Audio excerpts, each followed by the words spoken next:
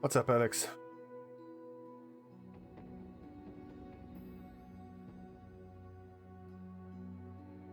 Day 40. Already day 40. Okay, we got one little group of raiders and a marksman to fight here first. Are they leaving us alone? 2 marksmen, 5 raiders. They're going to leave us alone, then fine, fuck them.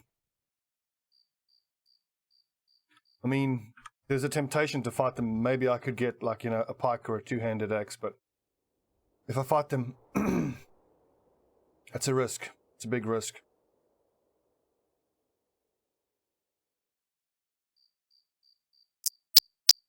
Thinking about it, but doesn't have the accuracy. No one has the accuracy. Look at these fucking fatigue numbers. Well, Hagnon will be able to break 1 shield. I'm actually half tempted to take out a backup weapon. He can break a shield, drop his hand axe on the floor when he's exhausted, and then switch to his falchion.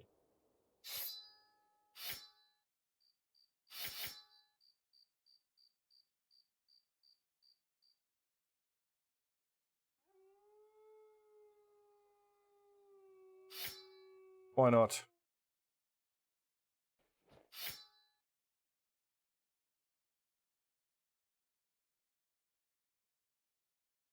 What sucks here is this is going to be uneven ground. And I'm expecting them to have marksmen. Okay, 3 marksmen by the looks of things. This is a lot of bandits.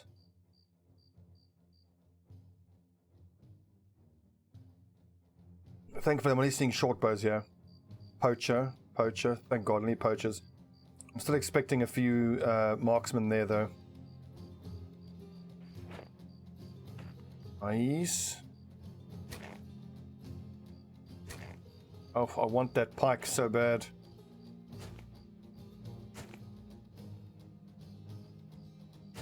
Very few shields. So I feel like my axe users can actually switch to their swords. Now, do I charge these nerds? I don't think I do because they acted before we did. So if I charge into them, I'm just giving them a free move, really. 1, 2, 3, 4. 1, 2, 3, 4.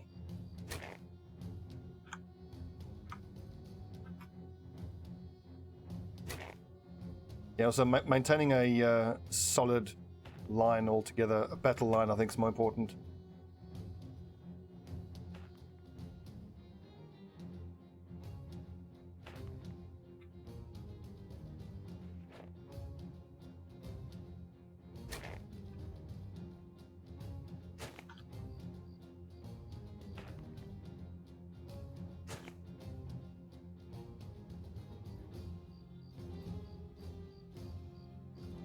Not so bad. I'm very surprised that they're all poachers. I mean, thank God they're all poachers. If those were marksmen, I shudder to think.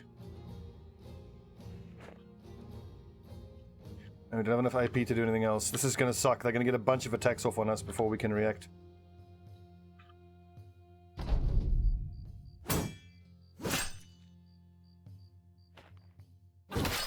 At least now, by not running still into contact, we've only given them 1 attack each, rather than 2. Perfect, going to his thrown weapons.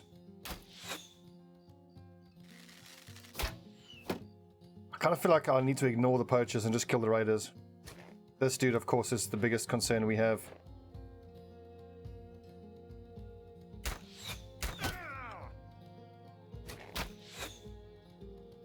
And the poachers certainly aren't harmless by any means, but their little short bows do so much less damage than all these weapons that the raiders have.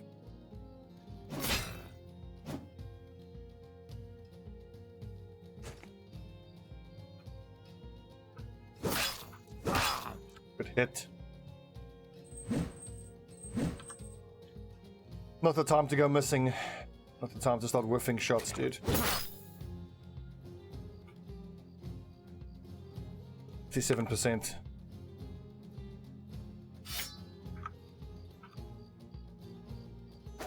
$79 and he still fucking misses, god damn it. Going here is not smart. It'll just give these lads a free swing on him.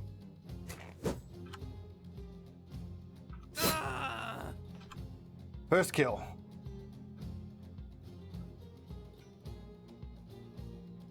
Not moving forward, really? Shit, that does kind of complicate things.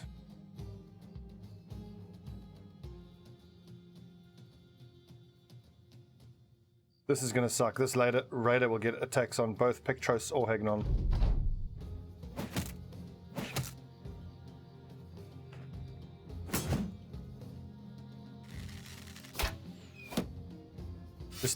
This pike hit just needs to miss. Please miss. Please miss. Ow! Yeah, we should be able to rotate Hagnon out. Cut neck vein as well. Problems are brewing on the southern flank here.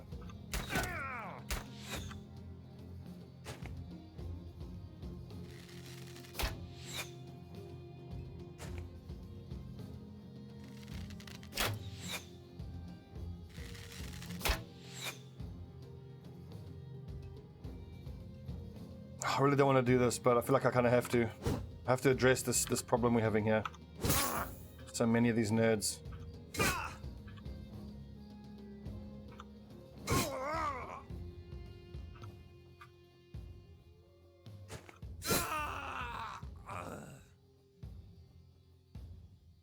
Someone must have a bandage for him. How about Thanos or Pericles? Yes, Pericles can patch him up on the next turn.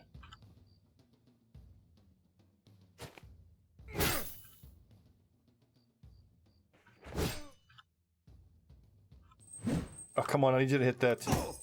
Good. Broken nose is nice, but not the best.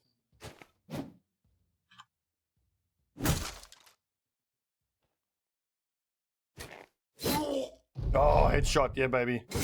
Ow! Like if that axe hit lands, well, kill him.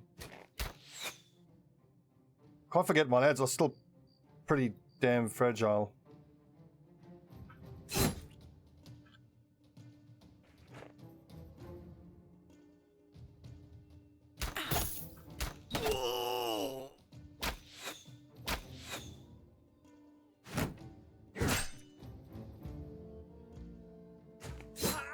Shot.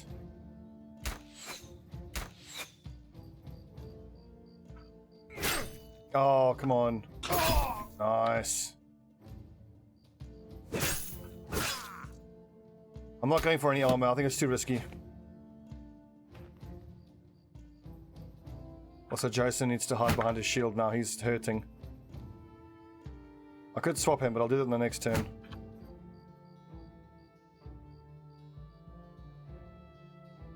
You see, yep, the archers, I mean, it helps that they're poachers, so they have much lower range skill to begin with.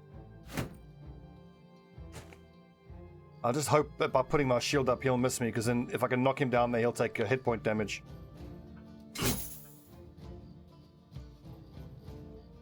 Oh, damn, hang on. One of you guys, Myrmidons, or someone here needs to have a bandage. So just by the way, here's something else you can learn. So Hagnon is suffered from a grazed neck. It's one of the very few wounds that if you suffer in the battle, you can treat it with a bandage, and if you do, you don't have that outside of battle. It's this or cut artery. Like this wound here, cut arm, you can't treat that with a bandage, but grazed neck and split artery can be treated in-game. Or during the fight, I mean. 41%, they keep your shield up. Come on, headshot. Nice! Wrecked him. Fuck's sakes, those pikes are so dangerous. Who was that who died? Struck down. Okay, sim open source, but not killed, but struck down.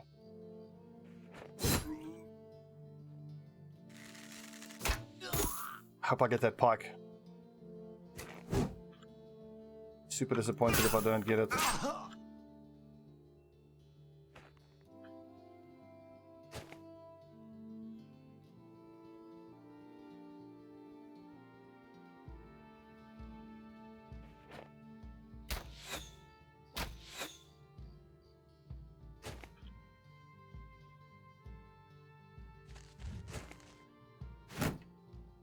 What's up, Just a Dwarf?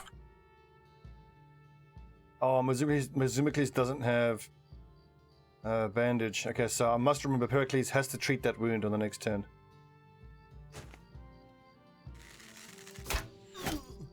Fuck you.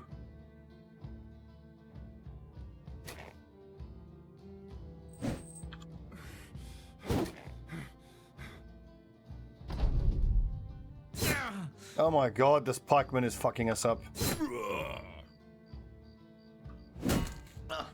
There you go, get wrecked. Nerd. What sucks is he's getting a lot of attacks off, which means his weapon's getting damaged, so we have less chance of actually getting it after the fight.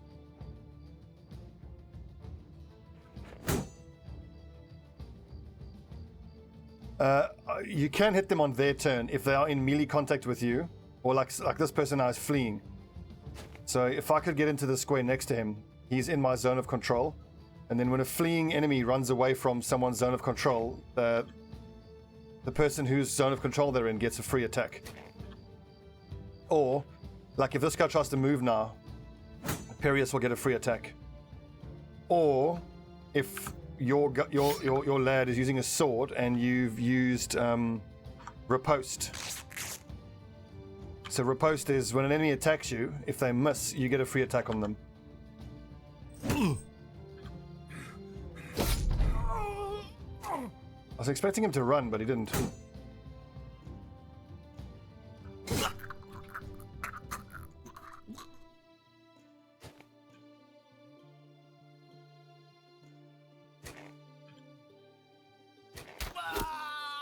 A what?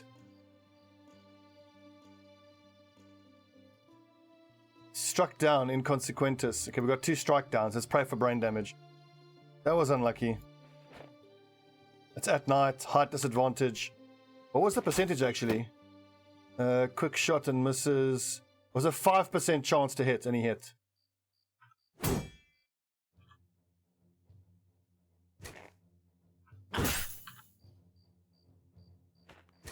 Fucking bandit archers, man.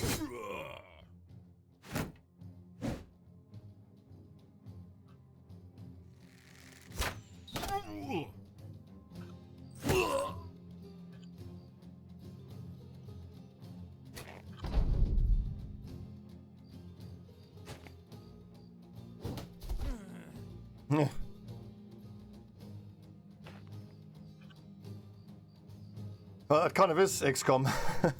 You know what I mean?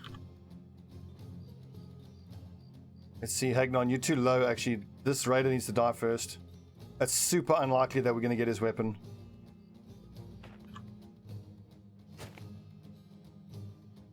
We've not been able to kill him quick enough. Oh, he did. He dropped it. Awesome. Good, so that's another pike for us. That's huge. 140 mods, holy crap. I already know what mods I want to run for my next season. What I'm really... I just need to get the squad size increase mods to work. But currently I'm having problems getting them all working together.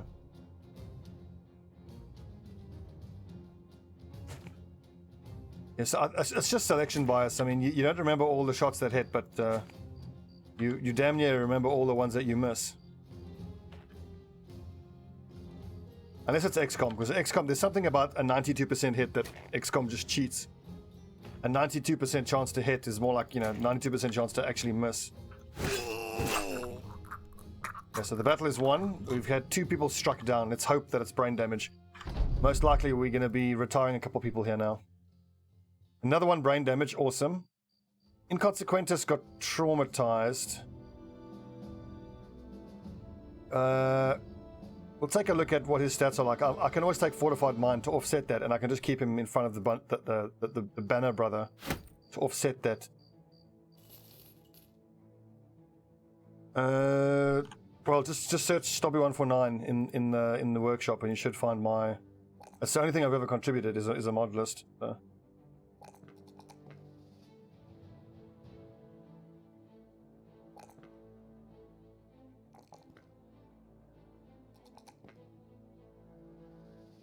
Pictros for Sword Rider. Oh, I needed a number to chuck after the word Stobby because there are a bunch of Stobbies already. And 149 is just significant to me because it's my highest score ever playing cricket. So. What should I take next? I think Colossus to make it tough. Elrond the Shield Breaker. Let's go Axe Mastery. I'm desperate for some two-handed axes. 59 accuracy, 60 accuracy.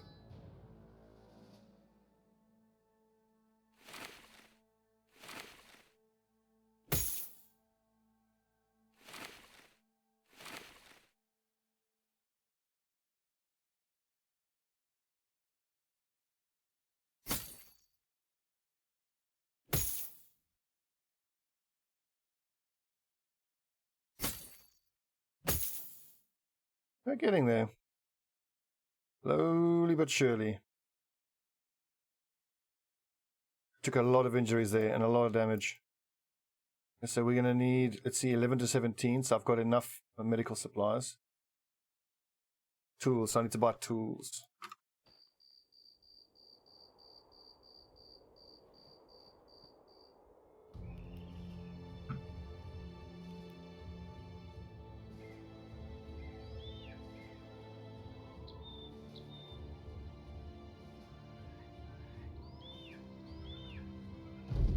Really? Shield Expert perk with 58 melee defense.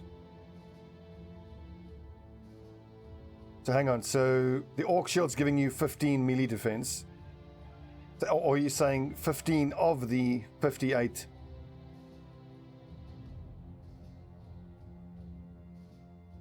Yes, so yes. So if your melee skill is 58 defense, melee defense is 58 with no shield. And then you give yourself a 15 defense Orc Shield, you'll have 78. So all Shield Expert is giving you is 3 extra melee defense. It turns the 15 defense Orc Shield into an 18 defense Orc Shield. Which is why I don't find it particularly impressive. 633 is a great price. 58 with shield. Well then it sounds like, well hang on, so it's, you've got 43 without the Orc Shield.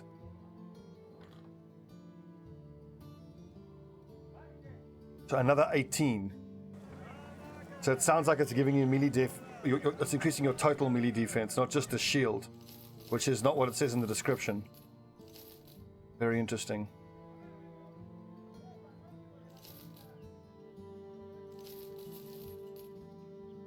We can go back to the round shields now.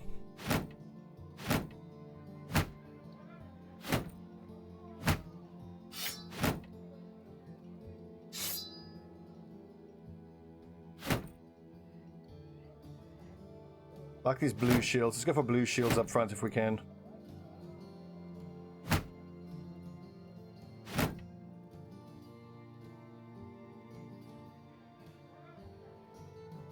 Let's see, I don't need all these round shields. I reckon we can sell some of them. 1, 2, 3, 4, 5, 6. I only need to keep 2 shields. We'll keep those 2. God damn, I need tools so badly.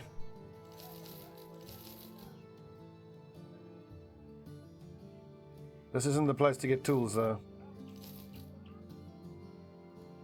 Jaximus, yes. It depends on mostly on the terrain that you're on, for the most part. What is this? A patrol. Awesome. 70 crowns, up to 35 heads. I accept, but I need some time to think. Because I'm not in a position to actually do that yet. Kind of hurting. What I need is tools more than anything. I think Wildland's our best chance to get tools.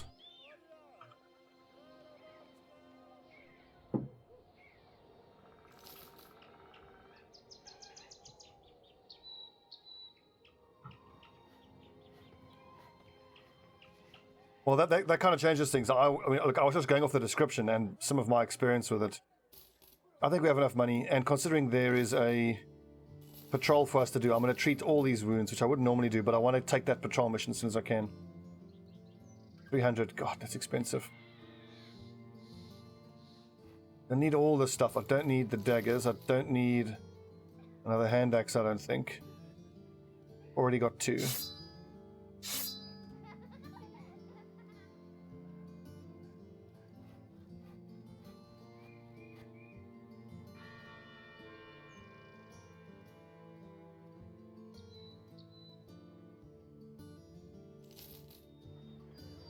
That's more than I want to pay for tools, but I'm just so desperate to get going on that other mission. Wild men are nice, but these ones are a touch expensive. Frites, these are expensive as well. I'm pretty sure it does affect us as well. The bigger the group, the slower they move. I don't think we're in a position to start spending 1,000 gold per person we hire. Need more food. Well, we'll try to get some on this patrol.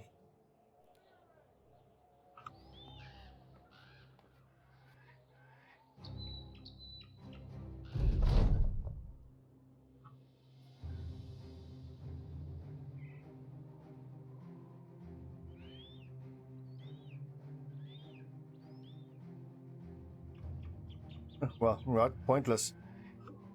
Just telling us we found a burned out wagon. Well, thank you, I suppose. Those are the brigands we saw earlier, and I certainly want to fight them, but not just yet. We still... I think we have to camp overnight, and then on the next morning we can take on this patrol mission.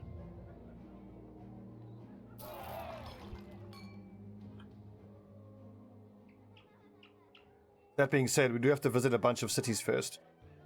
The 70 times 35, that's quite nice. How much is that? That's 2,100 plus... It's 2,450. If we can get all those heads. And there's only 5 there. There's 11. A few poachers, 1 marksman, and many raiders. I could fight these at night. Fighting them now during the day while we're all still wounded is going to get us all killed.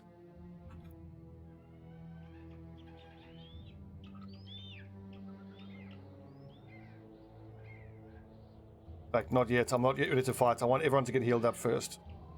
That type of fight is super dangerous.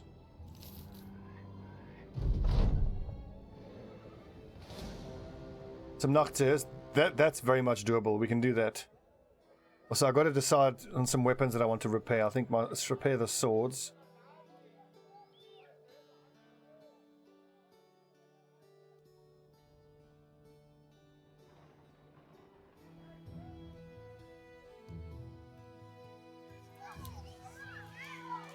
That axe can be sold.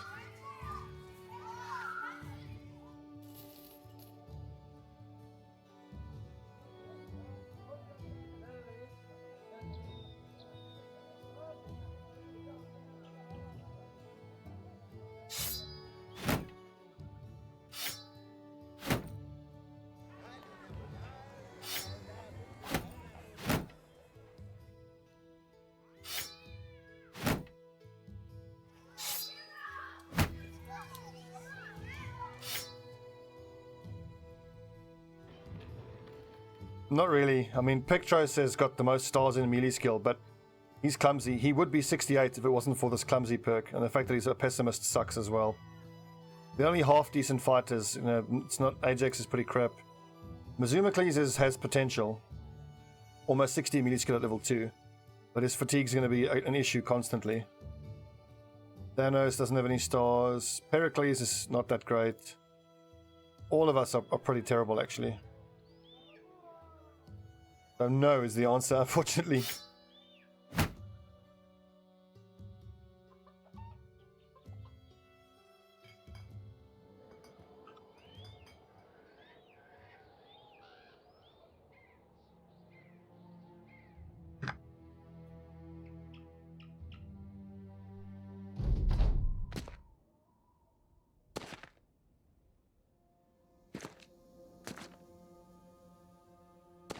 That bit of high ground complicates things a little.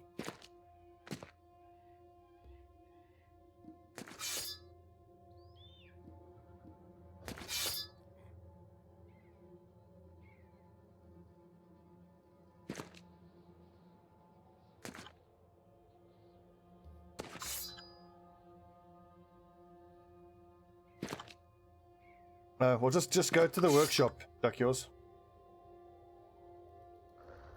Or if you're in Twitch, try !mods. It should give you a mod list. I think that's still the right. It's still the same. The right link. It should work.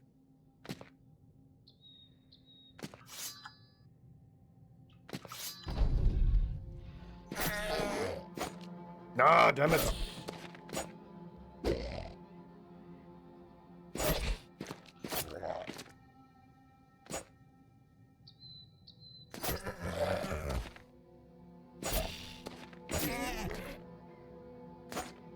Damn it.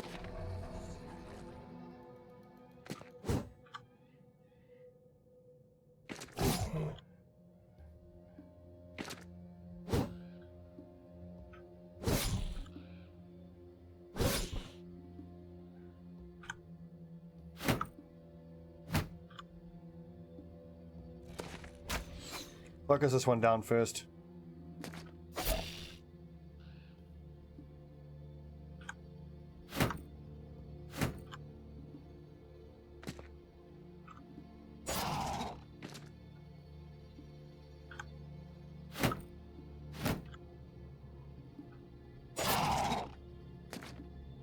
Work.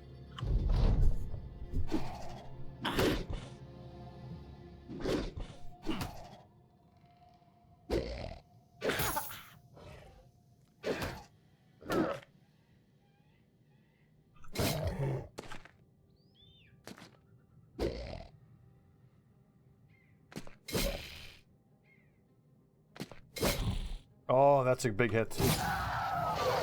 Very important that was.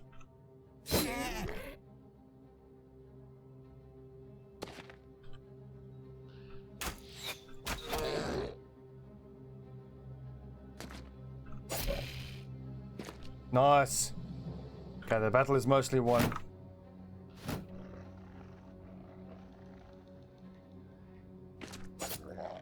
Battle is won.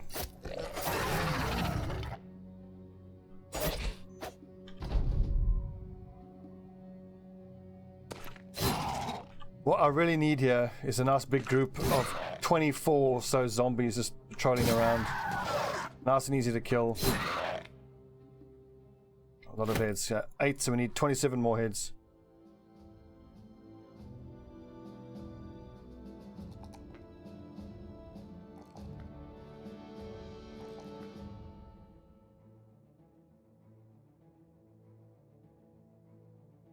Zumicles, level 3 specialist. 62, very nice. That's got him up to the 60 hit points he needs. I think with his amount of stars, I don't think I need to take gifted on him. I can probably skip gifted. But I do need Colossus. Get him up. At this point, I could probably switch him out with someone else on the front line who isn't as good.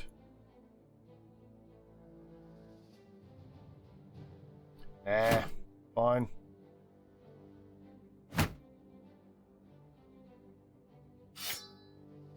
Hmm, 62, good defense.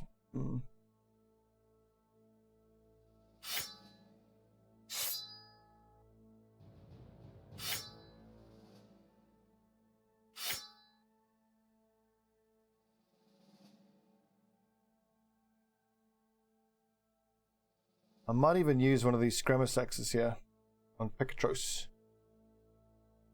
Or the winged mace, yeah, definitely. Excellent.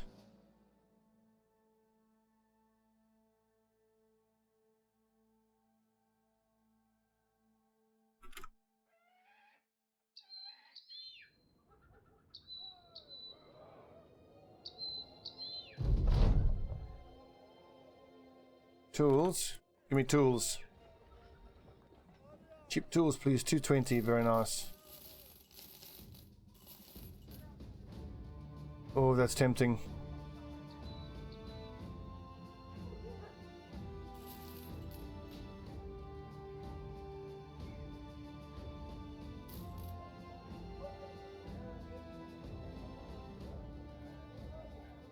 Okay, so now we need to find 20 odd heads. Where's our best chance to find that?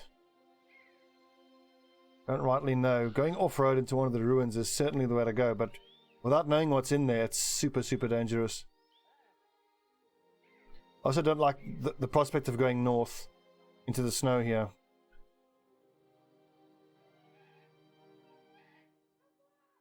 Not so much weapon against weapon, but it's more about weapon against opponent. So like, if you're fighting dire wolves, you're going to want to use swords and shields because they always close in on you immediately at their first turn, and then you put up your shield and you go into riposte, and because they attack 3 times, there's 3 different chances for you to use riposte. If you're up against Nachtseers or zombies, you can always trust them to run into your spears, so a spear wall is always very good. Orc warriors, you have to have hammers, at least 1 or 2, because you've got to get through their armor. They have like 300 armor. The skeletons, like the auxiliaries, they have shield expert and limitless fatigue, so they always keep their shields up. Therefore, flails are excellent against them. Flails are excellent against the brigands generally. Because even quite late into the game, a lot of the brigand raiders don't wear helmets. And then if you're fighting brigands that have marksmen in them, you need to take a look at how powerful your marksmen are and decide whether you might be able to outshoot them, which is quite rare because of how good they are. For the most part, you'll be fighting against the marksmen at night time. You know what, we could just cash out now, get the 1500 gold, and because my concern is if I spend 5 days at 180, I'm going to spend almost 1000 gold. Fuck it, let's just turn this in. Oh, 560, alright, not a whole lot. Give me a delivery down south, please. Escort. Waldland, where's Waldland? Just down the road, 500 gold. I don't normally like escort missions, but I'll give this one a go. It's not that far, is what I'm thinking.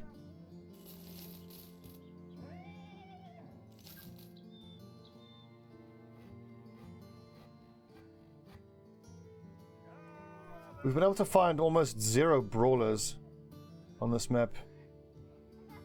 Oh.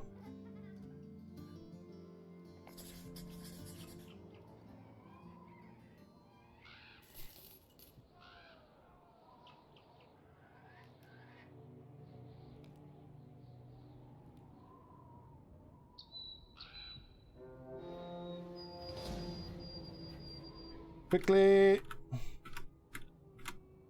So a few marksmen and some raiders. Hand out the kite shields, boys.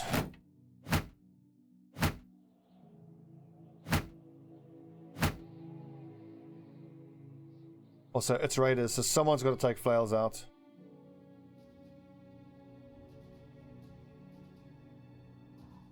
No one's got the fatigue for a flail. Pectros, maybe.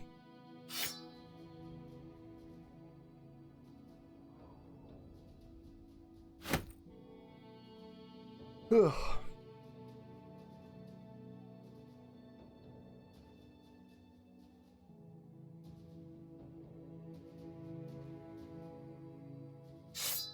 I might just fight with him like that, actually. I mean, this little pitchfork is so shite.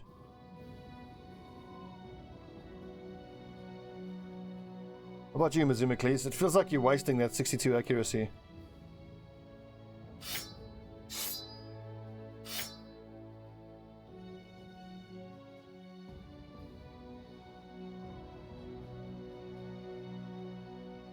So still no hunting bows, still just using a shit little short bow.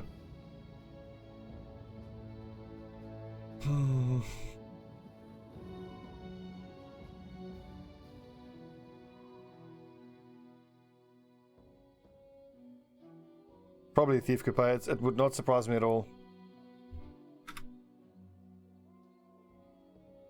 And the army came out to help us, but they were too late.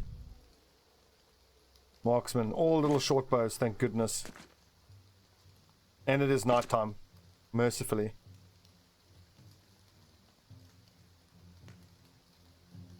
Okay, so we're going to murder everything and we're going to try to dagger this guy down.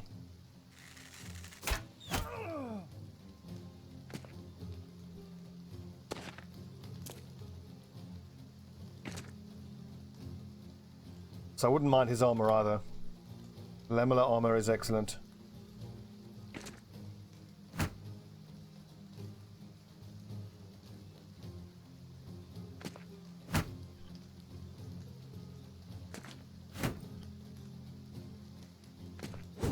Oh, come on.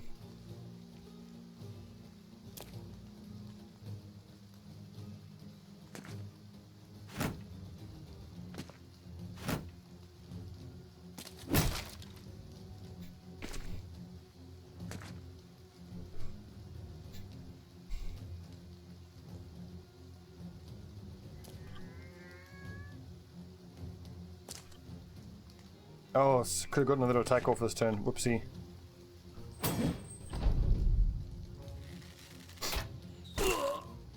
Ouchie.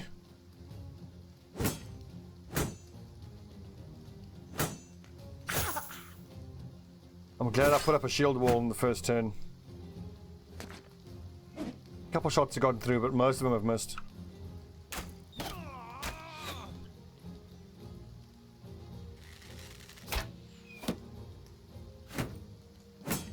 Ooh.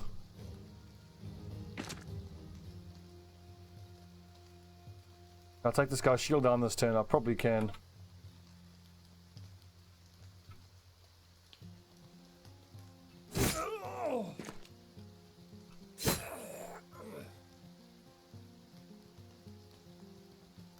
God, pikes are brutal. I could try to go through his helmet. No. I don't want to destroy his arm, but you know what? He's too fucking dangerous with that hammer. Also, I've got such crap accuracy.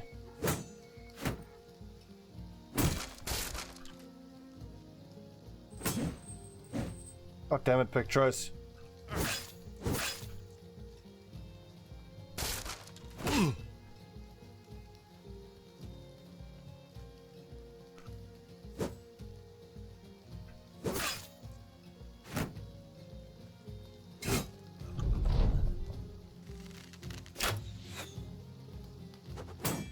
Careful with that shit. Ow!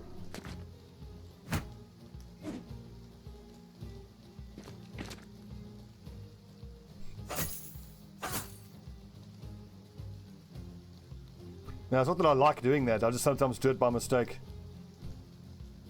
I mean, in that last turn, you'll see I didn't do what you described. In this last turn, I had my shield breaker break this guy's shield, and I made everyone wait until the shield went down. I know I should be doing that. I just don't always do it.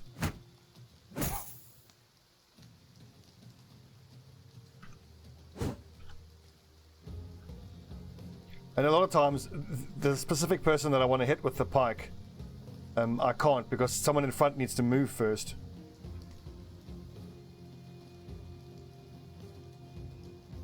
I can maybe still get this guy, like if you guys surround him. Thanos. Fuck it, I want that armor. These nerds just need to get killed though.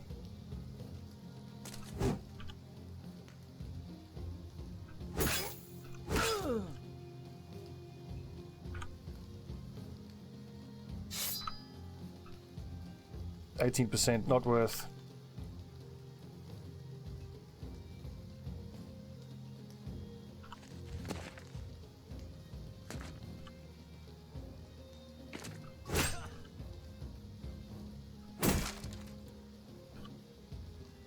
Damn, I don't think Hagnon's gonna get enough fatigue to be able to do that.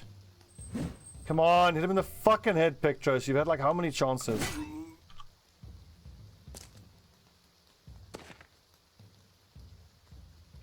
For early game in Battle Brothers, what armors look for? Just cheap, half-broken ones. Well, it depends. If you are looking to buy armors in the cities, then the half-broken ones can be quite cheap. But generally, I don't like having to spend my early game money on armor. My early game money is all around just keeping everybody afloat, you know, the usual day-to-day costs, and to try to recruit more people. Good God, he got hit fucking hard. Who was that who died? Killed inconsequentus. But generally, it's this worn chain armor gives you some of the best value early on. It's 110 armor, and it only costs you like 8 fatigue or so.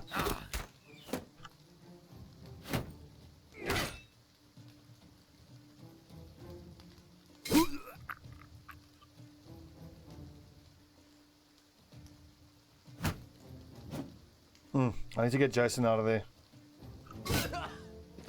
And I'll do that by putting Thanos there, and then Jason can swap with him.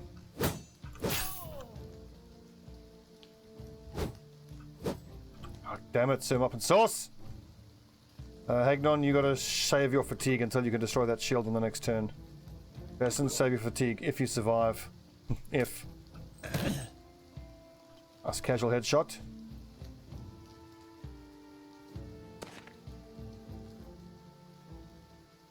23%, not worth. Let's just hope that Jason can act before these nerds do. 14 turns, no, they're both going to act first. That helps. By making them break, they're less dangerous in melee combat. No, perfect, well done.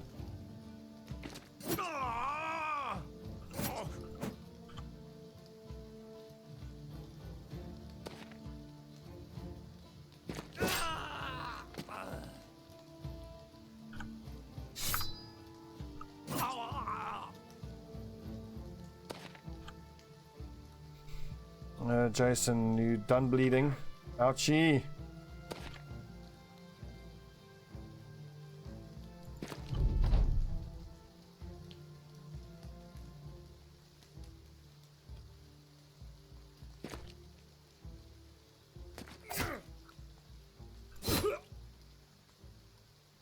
Rup inconsequentus.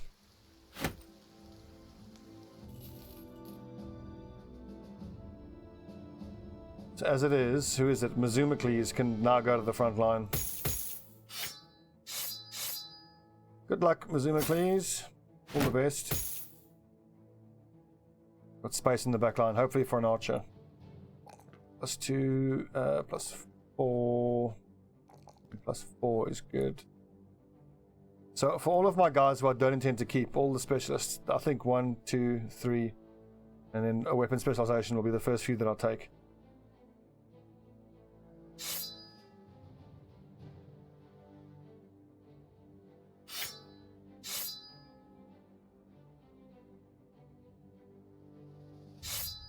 Try to not get murdered.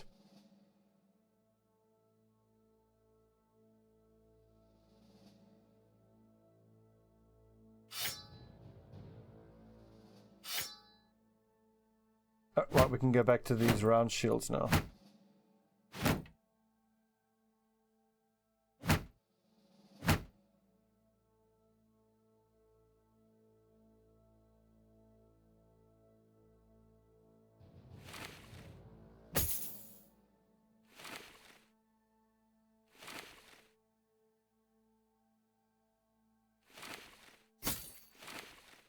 So here's some gear for the next person. Going to be a backline person, most likely.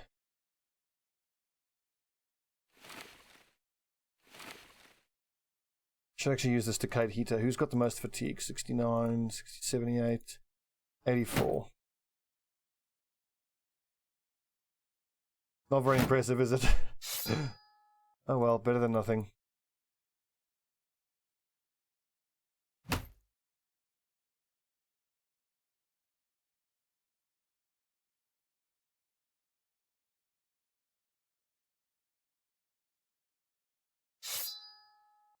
I still like this setup though. A bunch of swords with axes in between them to break the shields that the swords go to work.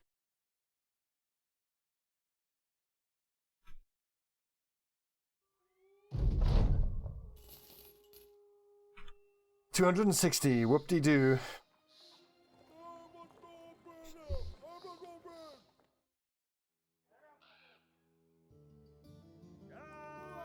Everyone here is too expensive.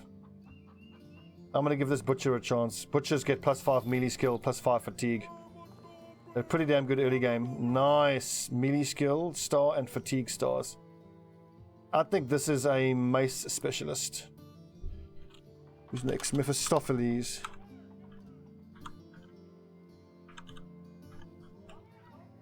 Mephistopheles. Mephistopheles.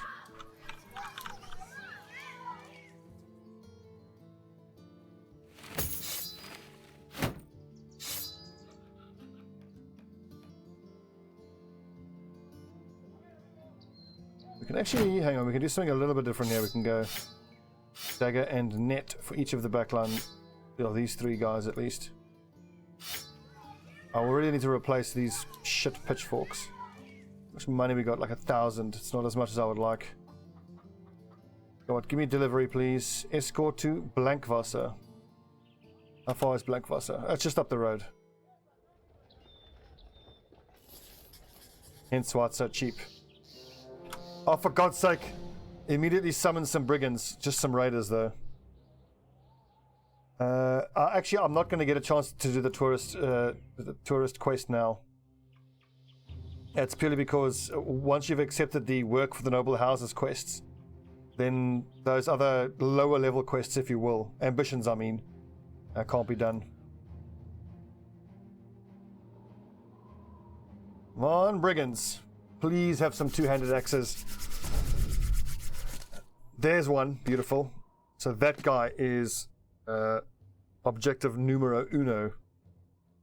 We need to kill him as quickly as we can. Oh, the main thing is he doesn't get attacks off, because every time he gets an attack off, it damages his weapon. So who is it that's got the wooden stick? I think it's Agathos.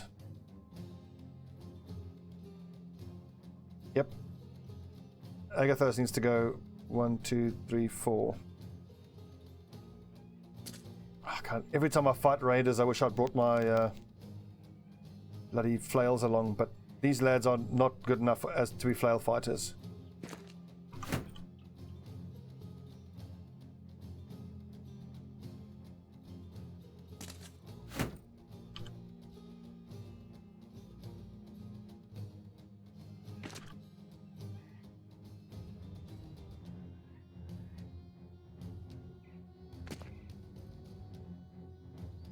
Justin, you're quite low in hit points, man.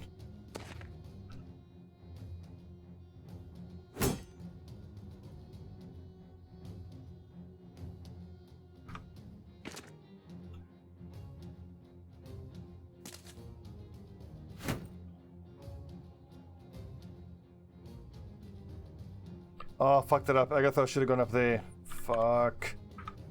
Okay, well, just kill as quick as we can.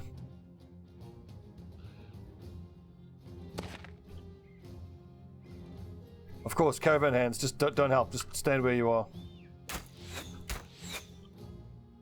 We don't need your help anyway, nerds. This fucking sucks. So, this Brigand Raider can attack Ajax. He's got 39 armor, 58. He could get one shot by that Brigand Raider. Let's just hope he doesn't.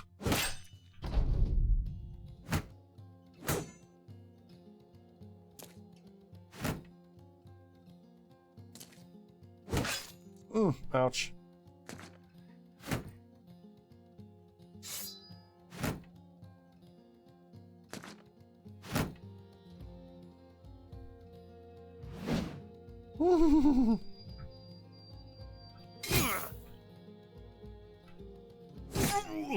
Thank all the gods that worked. Oh, thank God. Nice. Okay, so Mephistopheles, get over there and grab that. You can't.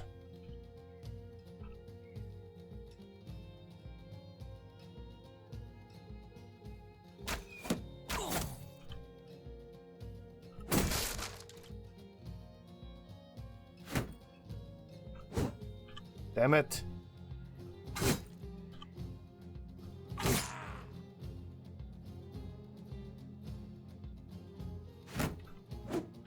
Fuck. As you can probably tell, this guy's worrying me. He's the next biggest threat there.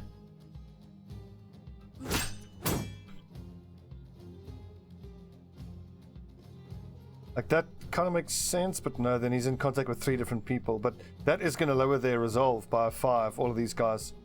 So therefore putting him right in there kind of makes sense.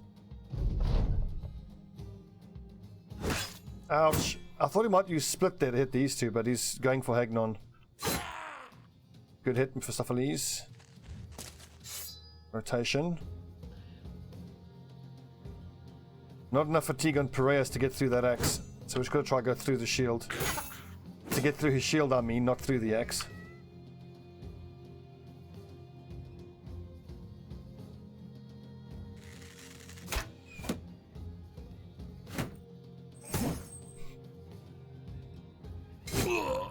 Oh, so close.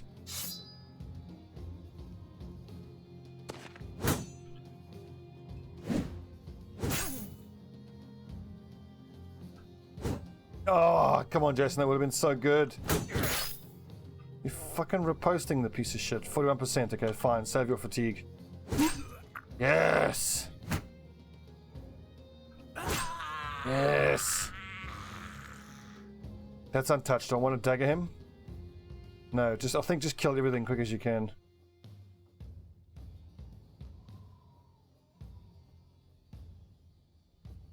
Actually, yeah, he can shield break once. He can shield break once to get rid of this guy's shield.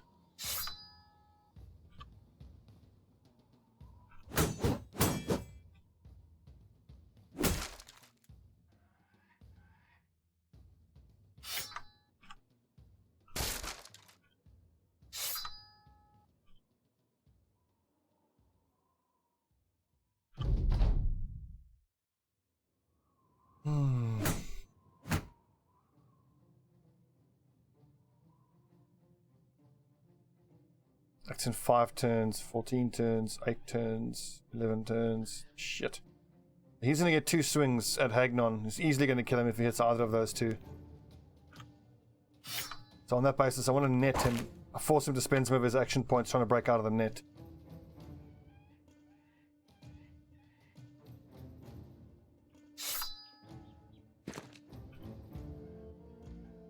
Oh yeah, those daggers absolutely are painful.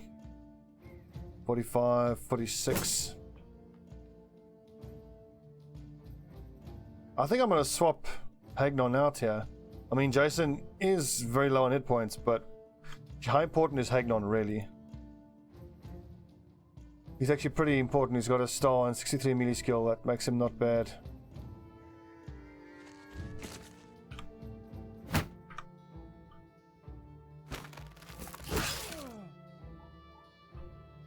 Whoopsie, don't do that.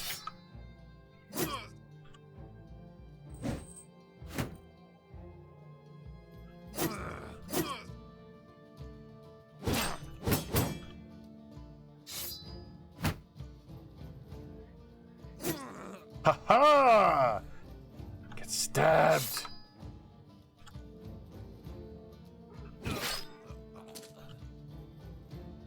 Get 'em, boys. These lads don't have nice enough armor. Wreck them.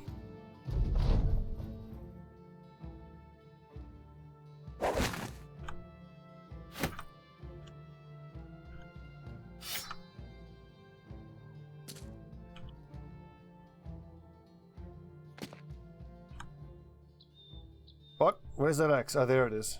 Never mind. So we've got the first one out of what's going to end up being probably 4 long axes in our entire formation.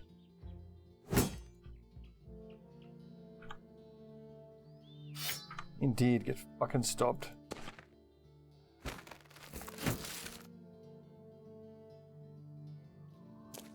Nice. Break and flee.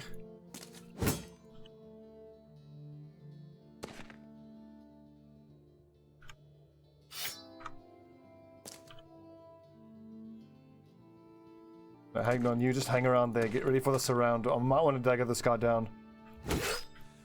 The battle is pretty much won. I suppose we can still dagger him and get all his armor. It's not the greatest armor, but better than nothing.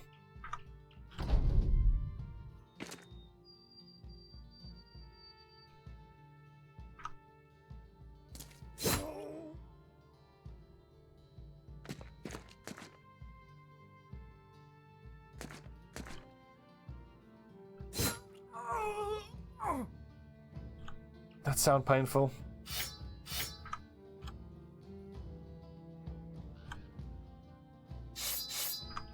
Oh baby, the first of many axes.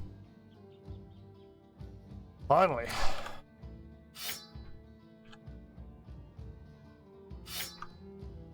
And we're gonna get that war brand as well. I mean, I don't actually have anyone who can really use it right now, but that's fine. It's still good to have it. Once we have someone who can make use of it.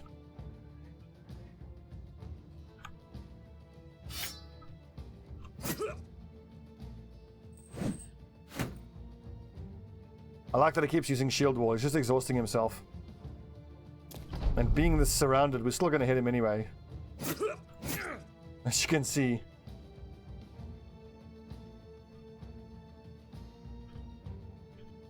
What are the percentages? Yeah, plus 55 because he's surrounded.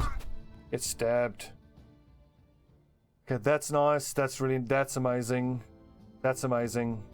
67 gold. Nice little bonus. Well fought, men. Well fought. Hagnon, 61.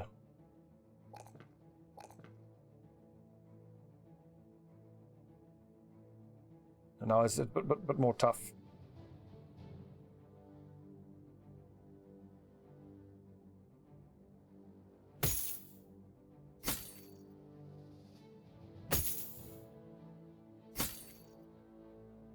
Oh, we're getting there.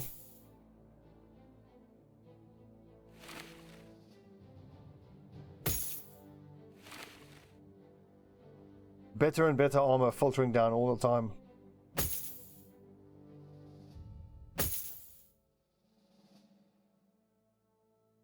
This is big though. This long axe is really big. Should certainly give it to Alvarin, who's an axe master. Sweet. That means now that Perius now doesn't have to use this hand axe. The 64 accuracy, he's actually pretty damn good. Although that fatigue's not going to last long, swinging at 13. So now Alvarin can do the shield breaking and they can all go to work.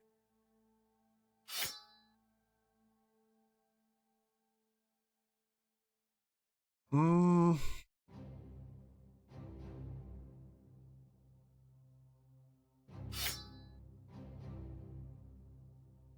two, three, four. I've already got all 4 of the Scremus axes I need. I don't think I'm going to need... Should I hang on to all 6? I mean, maybe, if it comes time to fight a huge horde of zombies. You can just cut them to pieces and decapitate them.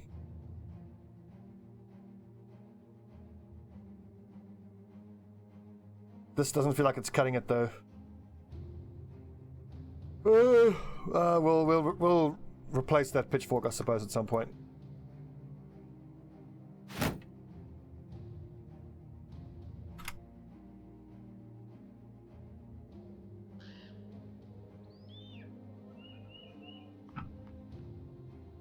Just thinking, incoming group of greenskins.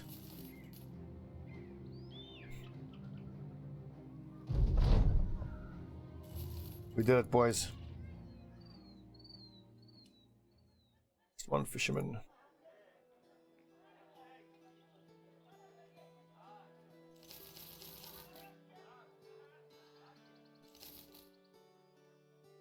Swords wise, 1, 2, 3, 4. Let's see, 5 and 6.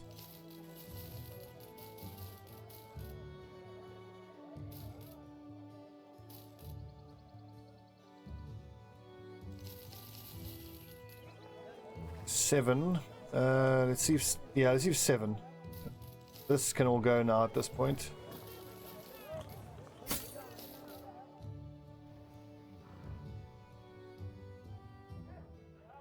$330 is too much. 79 for fish isn't that bad. 6 days of food, plenty.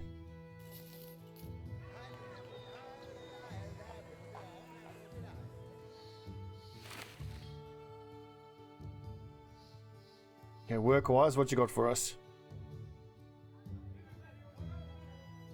Is this hunt done what's terrorizing? Sweet. So there's like a standard loadout for the hunt down what's terrorizing missions, and it is prepare for, no, be ready for wolves, expect Nachtzirs.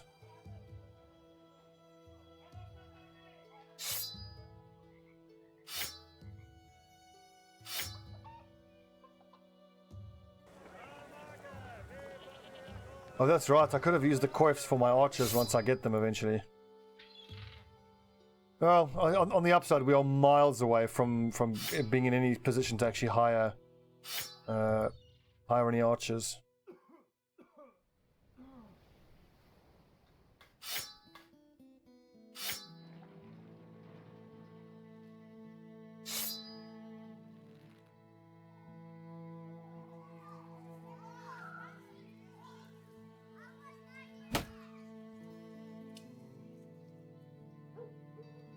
Let's get an idea of how many tools we're going to need for all of this shit. Probably quite a lot.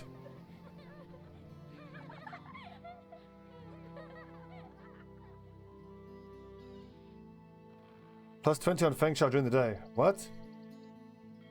Oh yeah, that's. I see what you mean. Oh yeah. Well, those coifs are 70. This is 60, so it's plus 10 on Feng Shui. If you get the full closed male coif, that's 90 armor, which is plus 20 on Feng Shui during the day.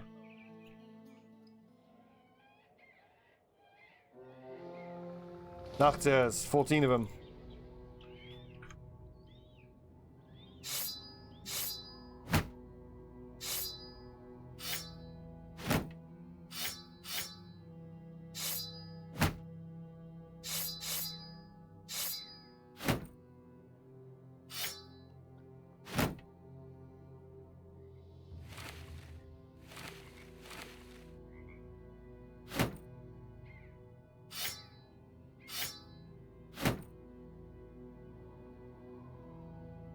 Okay, boys.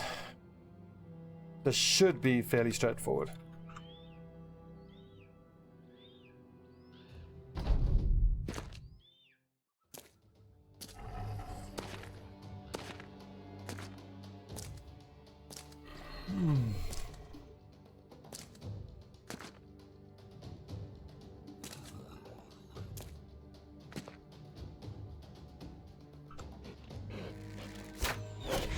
I've also never gotten this far into a campaign and still had to be using a bloody short bow on my my archer. The fact that I don't have a hunting bow is really weird.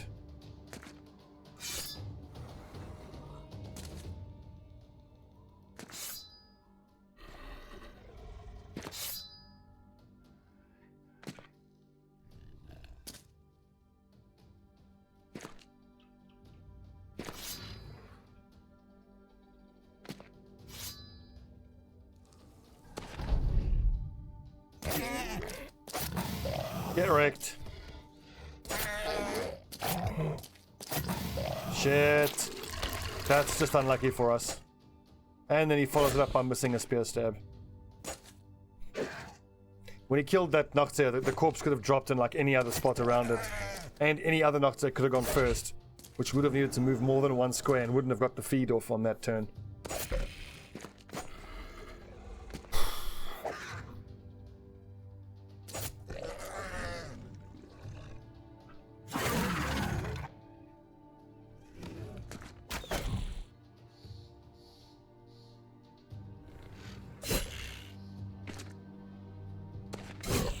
Oh, close.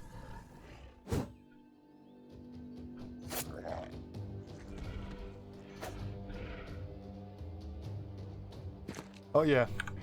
I mean, a two-hander is always nice. We just don't have one that we could really use. Actually, that wasn't the right thing to do.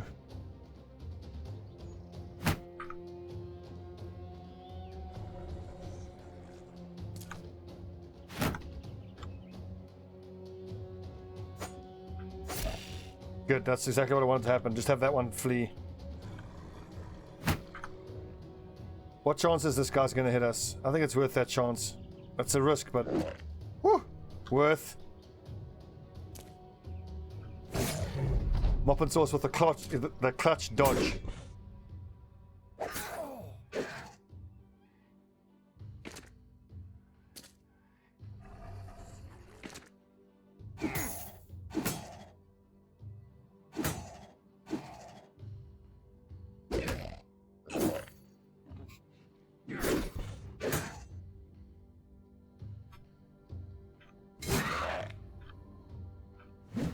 Ah, wrong target.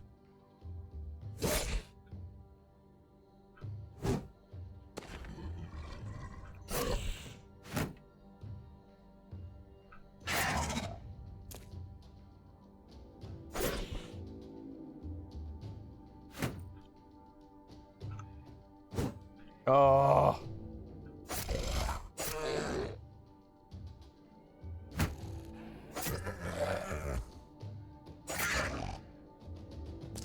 There we go. That's the one thing. At least their morale shatters pretty damn quick and easy.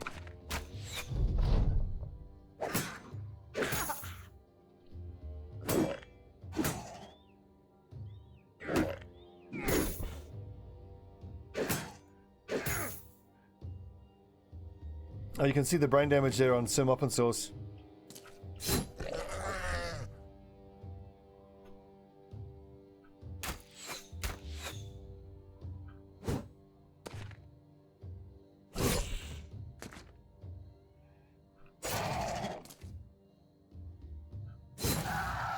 Good hit.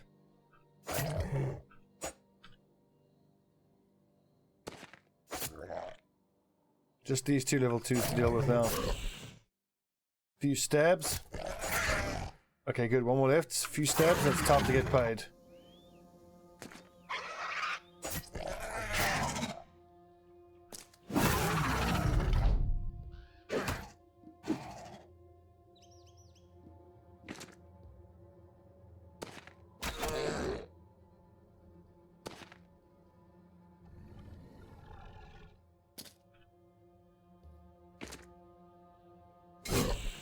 Oh, those pikes hit hard.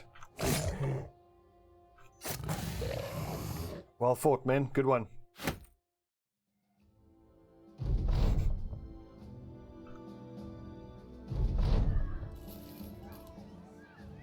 What is that 2-skull mission, I wonder? 260. That's almost cheap enough for me to buy those tools. It is cheap enough to buy those tools.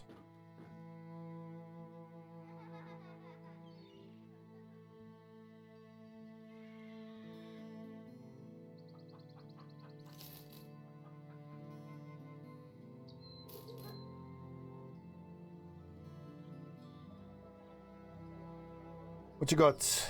Oh, greenskins. Set up camp. Nope.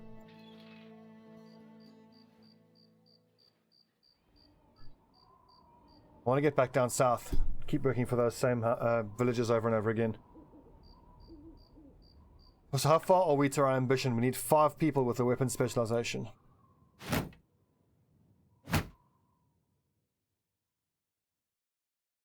None so far. There's 1, 2, 3. Yeah, we're almost there. 3 out of 5.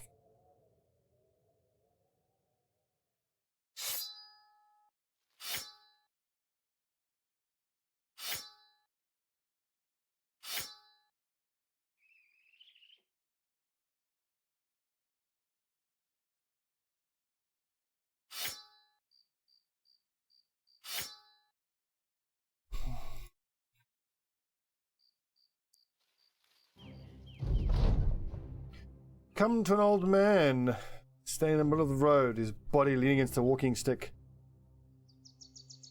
Travel safely, old man. I'm not going to dick him over just for a ring that's worth like 200, and it'll really piss off my monk. If it's the person getting buried with 3,000 gold worth of greatsword, you better believe I'm taking that sword. Deliver to Wagenheim.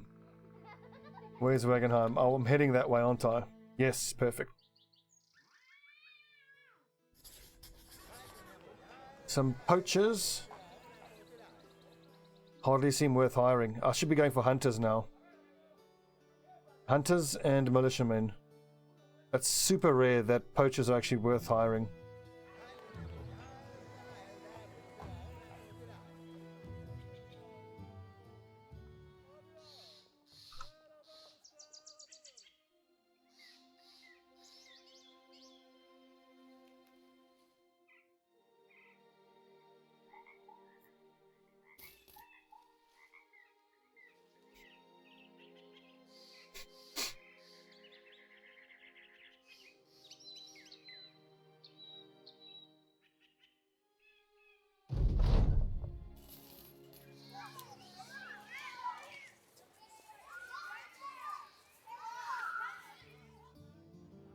Hunt down what terrorizers, 930 gold.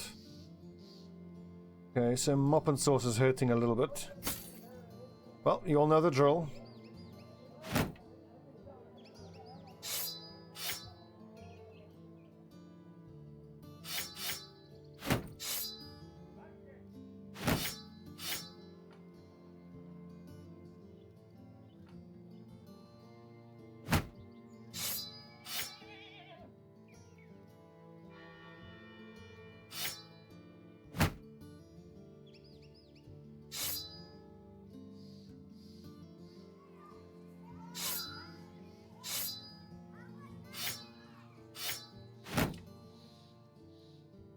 I think the next bit of money we're going to spend is on a proper weapon for Jason. Probably another long axe. Then I can give the second long axe to Thanos here. And then he can use a pike.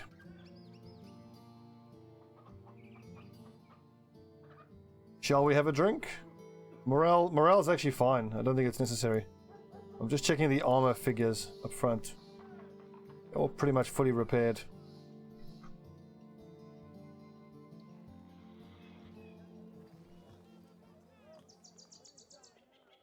What's it gonna be?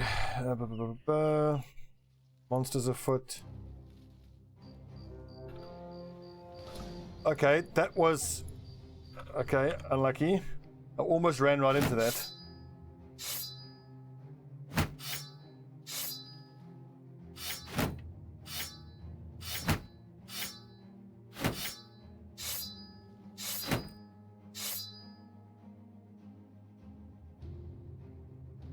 Do I want to have a few of these Scremus axes? Maybe, although someone on the front line, who's the most accurate? 64 there. The most accurate person on the front line only has 64 melee skill. It's not good. It's not good.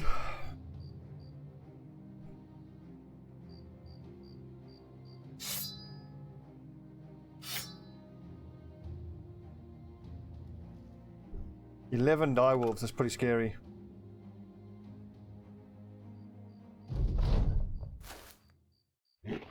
The big thing about this fight is going to be how many of these are rabbit. Regular direwolf, regular direwolf.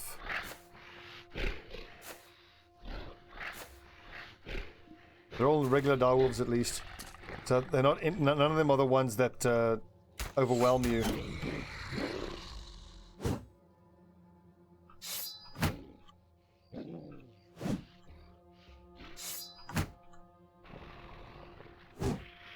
Come on, lads. Jason, you should actually go straight to your shield and weapon because you're going to get these lads in contact with you on the next turn.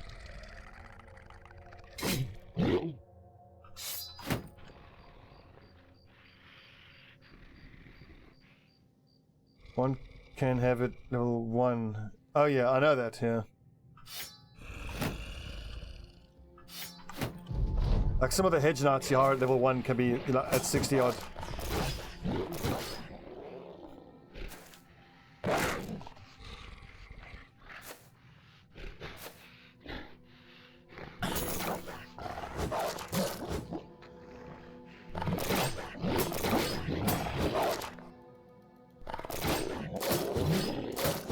Oh, riposte doing work.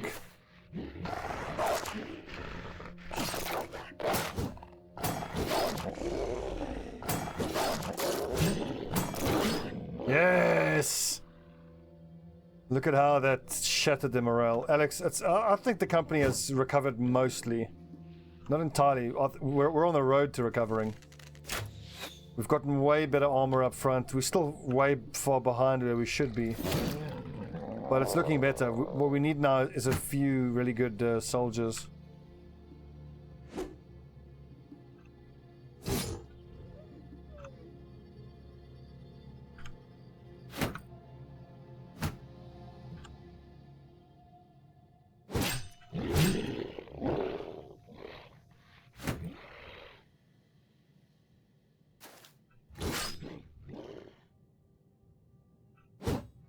Damn it.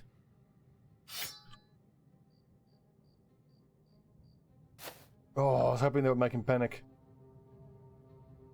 I think stopping this one could be a good idea.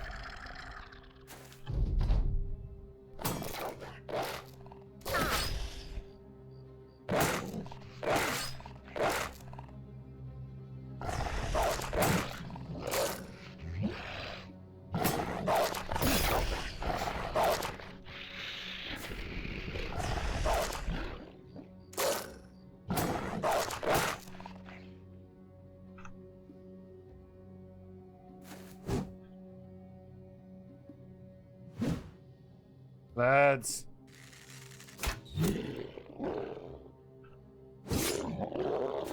Whoopsie, that's stupid.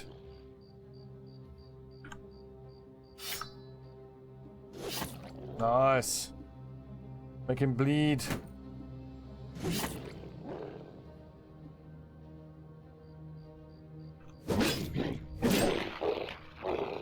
Really hoping for a morale break there. There we go. There we go. There's still 4 of them are still dangerous. 3 are still dangerous. 2 are still dangerous. I think my bannerman was using a crossbow. When I first hired him, he had higher ranged skill than melee skill, I think.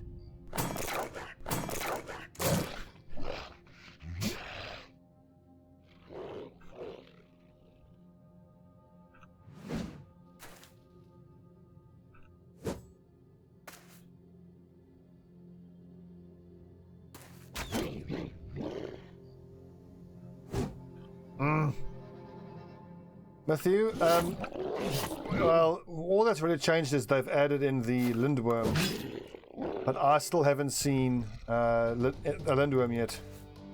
How about Alimonios? I'll add you in a second. This is the first name you're submitting, right? Alimonios.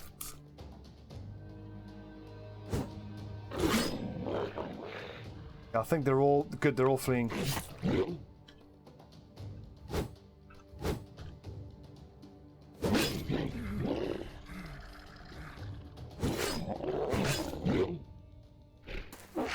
Oh fuck, he's back for more.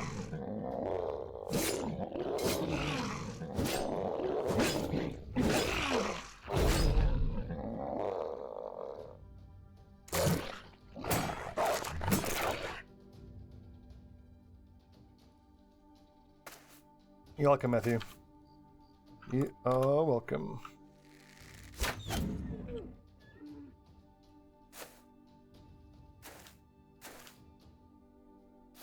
Look at all these dead dire wolves.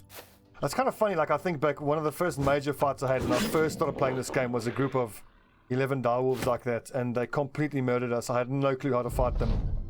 And now, I know how to fight them. It's by no means, you know, a done deal when you do fight them, but they're nowhere near as scary as they used to be. A level 4 specialist. Am I going to say gifted? I think I can probably justify skipping gifted, or... Yeah, he desperately needs fatigue.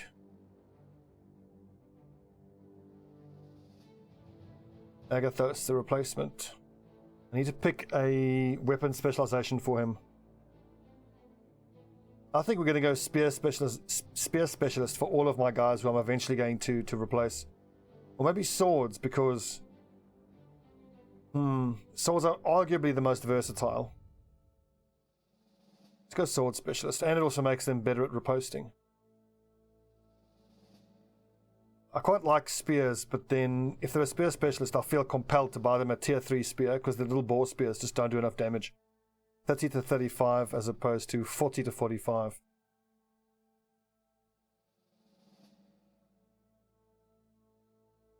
I mean, the Myrmidons were equally adept with the sword as they were with the spear. What do y'all reckon? Should we go spear? I think spear.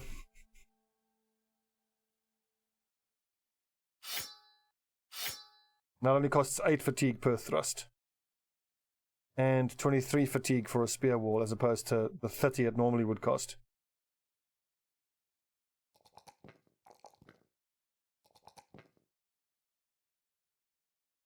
So for a crappy little monk at level 5, 62 melee skill isn't horrible.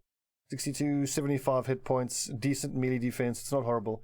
He's still going to be someone who primarily sits in the back and just replaces someone up front when they get injured, but we are quite a long way from being in that situation when I can actually afford to do that.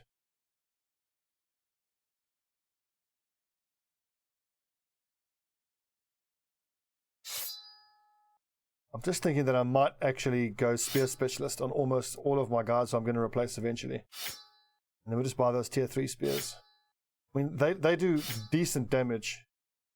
And then if these guys end up hanging around in our team for long enough, and we get them to take fearsome, they're almost never going to miss with their spears, and then each time they hit, they'll proc fearsome. Which also kind of fits in with the whole Myrmidon theme. The Myrmidons, I have no doubt, would have been very, very, very, very fearsome. Exactly right, and so it's exactly what I was thinking. I mean, you can well make the argument that the swords are going to be more all-round useful, but again, it doesn't quite matter if you're doing a bit more damage if you don't hit. I kind of don't feel like I need rotation on them. On the replacements, instead of rotation, we're going to take footwork, because very often they'll be in a spot where they're like one square away from being able to be in contact with a ghost, for example, then being able to footwork will be good. That's the guys on the back, the shield breakers, and the bannerman and the sergeant will all have rotation, so they can rotate someone out in front if they're in trouble.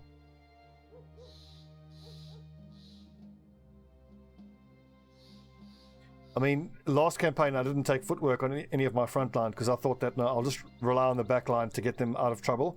But I forgot that footwork also has offensive capabilities.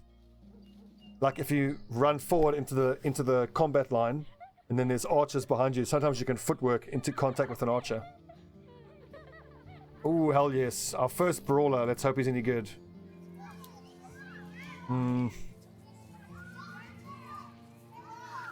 Disloyal sucks. He's beefy. He's got decent fatigue. Like 47 is really low as a melee skill. Yeah, I know. I still got a pitchfork. It's crazy. This late in the game, still having a pitchfork. We've taken these two pikes off of bandits, and we took this one off a bandit. As soon as I can afford it, I'll buy another long axe. I think we keep this guy, and we could certainly make him a raider because he's got a lot of good melee defense. He's never going to have good melee skill, but with a great sword, he could be, you know, someone who's decently accurate.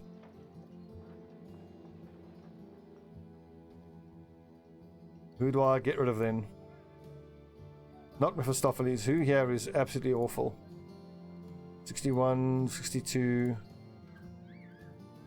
It's a flail guy. I mean, maybe, but the thing is, the flail doesn't give him plus chance to hit. And it's only 15% extra damage on a hit to the head. Honestly, I mean, I'm worried. Aren't I just bloating my lineup by hiring this guy? I mean, 47 melee skill is absolutely pathetic. Now, I mean, as crap as his accuracy is, a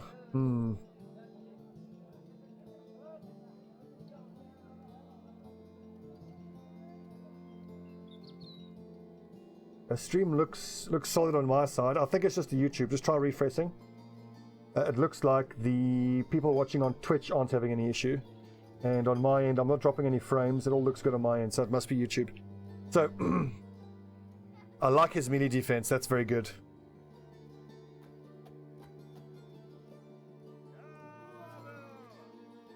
Oh, hang on a second.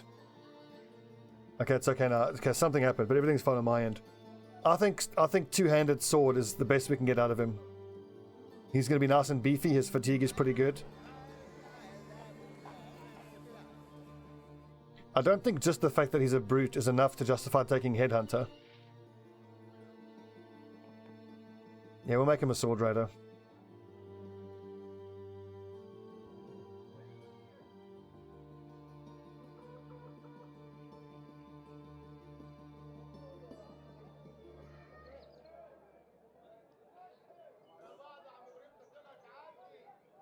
Yeah, our historian should just be chilling in reserve now. Pretty much from now on, because my historian he's too important. If he dies, I'll be super upset.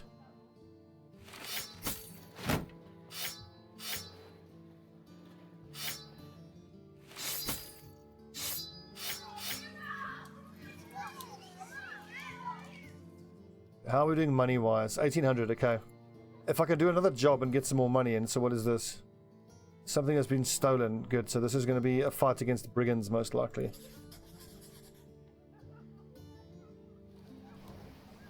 like in a situation like this, I need to account for potentially having to fight marksmen, and we know we can't fight them during the day because we can't outshoot them. Okay, it's just raiders. Good.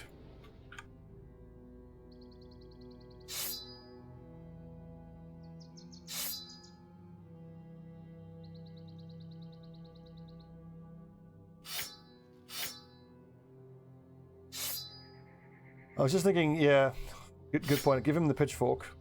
If he throws that net, he can then go to his pitchfork.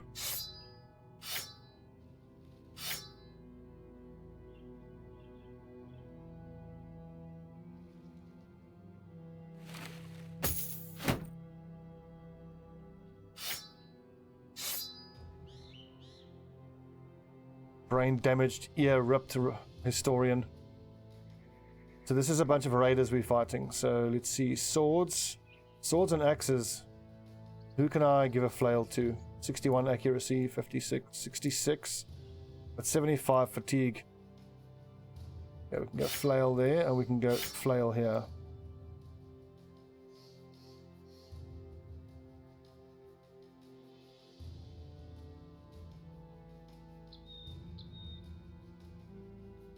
Arguably, with Mizumacles, you don't even have to use Lash. He's got 40% chance to hit the head. On someone like this, if I take a Headhunter with him, you don't ever have to use Lash. Because you can hit the head more often than not.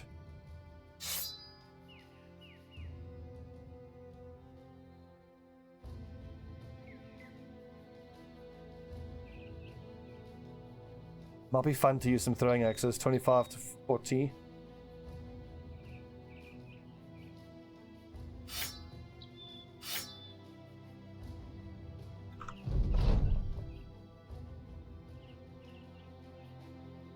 I'm just reading there just to make sure that there's no necromancer.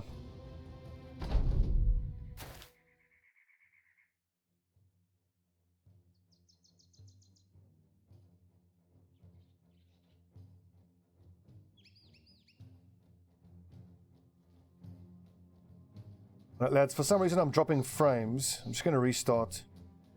What is going on?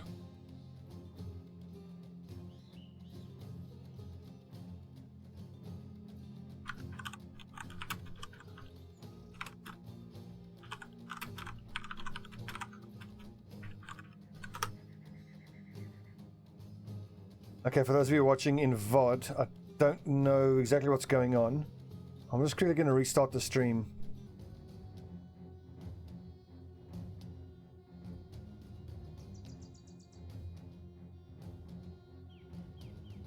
Okay, it looks a bit more stable now. That should be fine. And I think we'll run up to this bit of high ground here.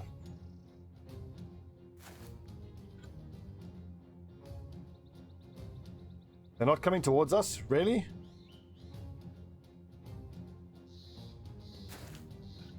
Surely they're going to charge us. They're not charging us? Really? Okay. Smart raiders. I just wasted the first two turns. I need these two to come back into formation before we can do anything.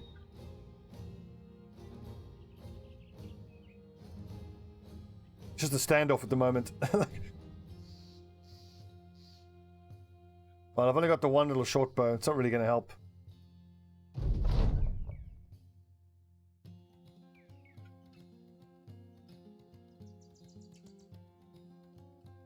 I've never seen a group of raiders, just 8 raiders like this, not charge us. Very odd.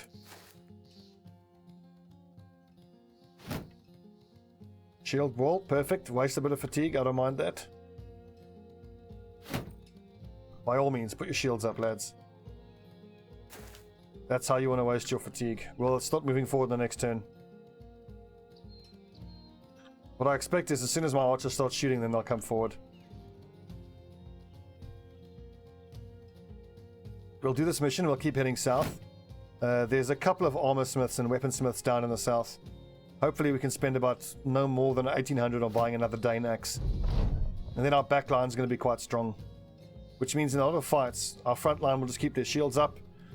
And the back line will do most of the damage with their pikes and their two-handed axes.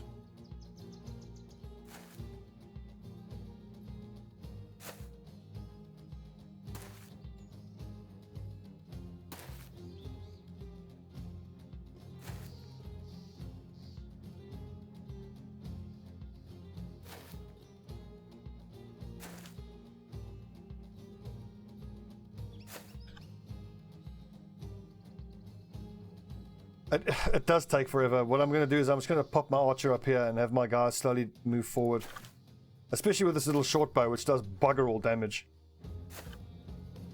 That's going to be perfect. If they can start whipping out their throwing weapons, that's our signal to charge them on the next turn.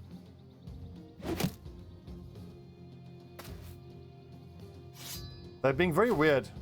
Is he putting their spears down? Almost all of them have shields though.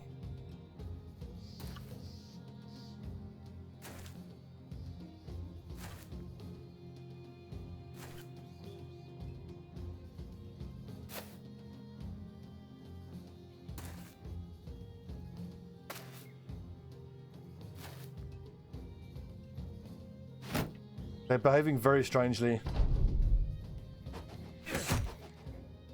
Ouchie.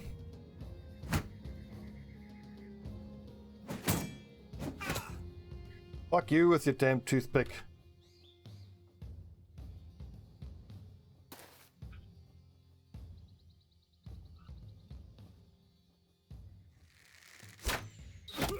Fine shot. Did bugger all, but fine shot.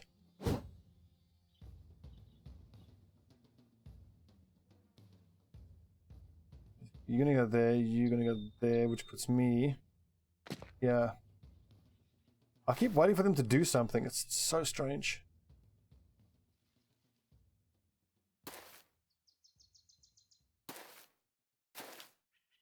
Yeah, good, here they come, as expected now. Now they're behaving more like I'm expecting them to. I should be daggering this lad. My liege. Maybell, 1582. Thank you for the sub. Welcome to Camelot. 'Tis a silly, silly place. Throwing weapons, perfect.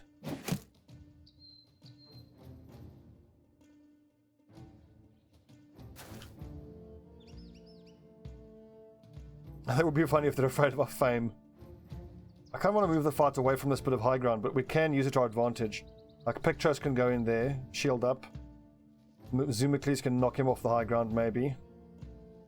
But I do feel like I need to leave Perius where he is for now. Because even splitting up around that little bush is probably not a good idea.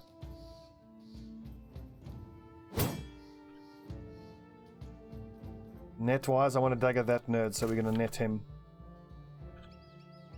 I wish I had a soundboard, because I want to play that little Dave Chappelle, or what's it, little Dave Chappelle, where he goes, "Gotcha, bitch!"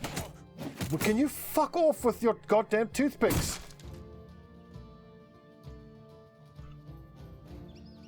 Literally the worst.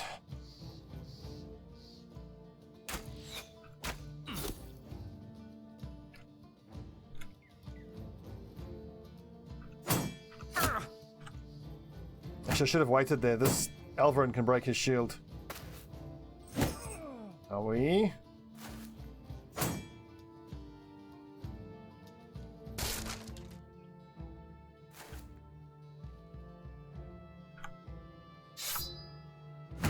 Just wait until these two are dead.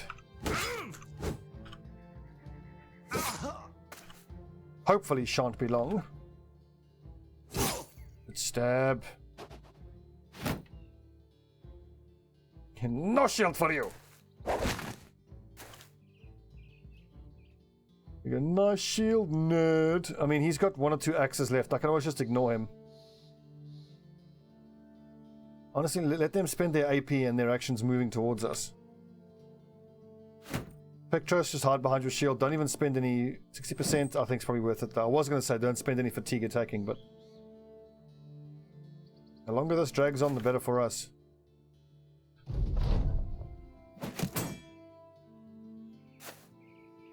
I mean, for the most part, you can expect almost all of their thrown weapons to miss. Obviously not always, but for the most part. Bastard. Ranged accuracy.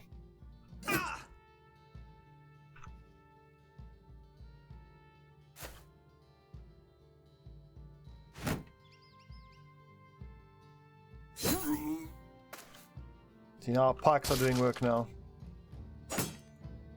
The one downside is we're boosting their damage by doing that. But I'm kind of backing myself that I can kill him quick enough. So obviously, someone using a one-handed weapon with a double grip increases damage by plus 25%. But as long as you can kill them before they can attack, it's totally worth.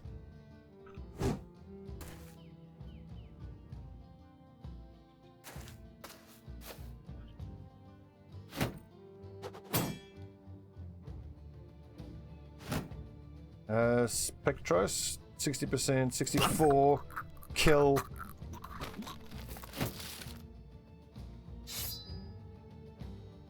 I might just have his armor as well.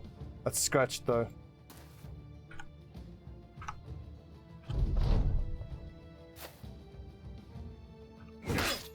Oh shit, he's riposting. 71%. Get daggered.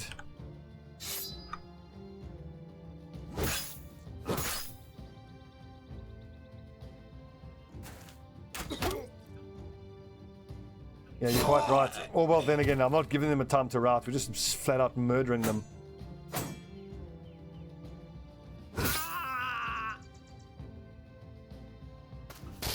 Nice shield, nerd.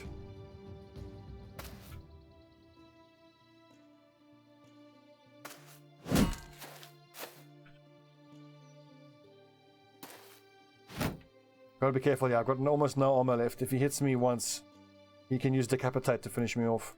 But we're just going to swarm him now, which I'm pretty sure is going to ruin his fatigue. Yeah, splitting up, as we've learned on the previous campaign, is almost never a good idea. I'll put you here. You can attack all these guys. Or both of them at least. Oh, just like that. One shot, straight through his shield wall. What was the percentage chance of that? 48% seems a bit high. Oh, Hagnon. Rip, decapitated.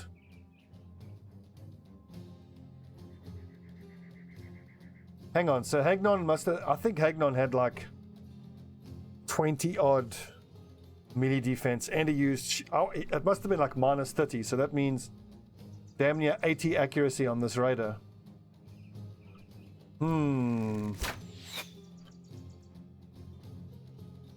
Yes, he was marked for replacement. Everybody on the front line is marked for replacement. None of them are any good. So ultimately it's not a big loss, but that is still disappointing.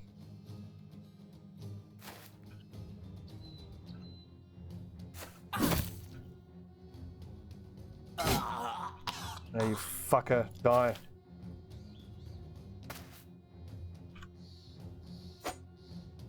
I think I got two Hagnons. That's Hagnon, and I think Hagnon also just got killed. Clearly, the space-time continuum couldn't handle two Hagnons. Well, I was looking at the wrong description in the event list. We'll see who died after the battle. Mephistopheles, unlucky dude. Unlucky, you didn't last long.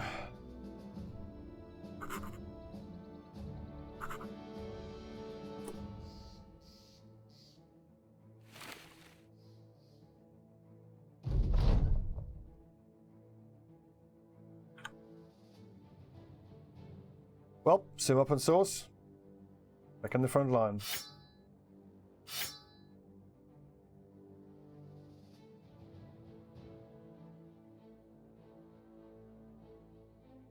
Ajax the Bannerman.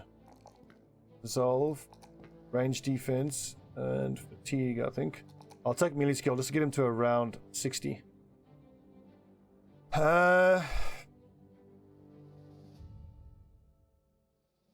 For my Bannerman, it's kind of tempting to go Polar Mastery. Yeah, because he's going to be using the Battle Standard. And then eventually I want Battle Standard, Bags and Belts, Quick Hands, for when I have a War Scythe. Because then you can switch between this and the War Scythe. I might just pick up Polar Mastery now, which is a lot earlier than I normally would, but only because our ambition is to get 5 people with weapon specialization. What's up, Roffle? Yeah, dude, I know Steel Brow's good. And I will take Steel Brow. I'm just thinking about, I'll take it on the level after this. I'll take Polearm now, and then I'll go back for Steel Brow. It's almost useless, yeah. But the thing is, I need it now for my ambition. I'm going to have it on him eventually anyway, because once I get him fully leveled up, he's going to have bags and belts, quick hands, he'll have this, and he'll have a war scythe, because eventually we'll get our hands on a war scythe. And then primarily, once he has a war scythe, then Polar Mastery is excellent. And it saves him a little bit of fatigue, so 12 fatigue. At least, look, he recovers 15 and Impale costs 12, so all of his excess fatigue can just go into using Rally. So with 74 fatigue, he can use Rally 3 turns in a row. Well, 2 currently. He just needs 1 more fatigue. Yeah, Reach Advantage is not worth it. The only person I would ever take Reach Advantage on is if I've got a 2-handed flail user or a 2-handed axe user. And even then, if you look at the maths of the defense, so like a Decayed Heater Shield gives you plus 20 melee defense. With my usual bags and belts quick hands combo, I can whip out my Heater Shield for free every second turn. The thing about Reach Advantage, it's 20% of your melee defense to begin with. So if I've got, for argument's sake, 20 melee defense, and I hit 2 people, that's plus 8 melee defense, whereas the shield gives me plus 20.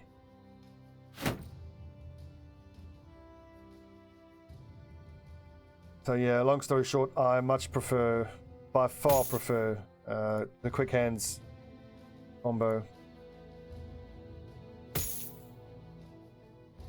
Oh yeah, I think without a doubt, one of the best indie games, definitely made in a long time.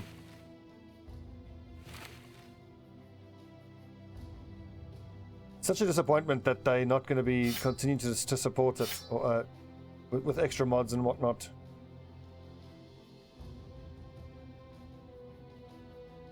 I suppose I should just be saying that we should look forward to their next game.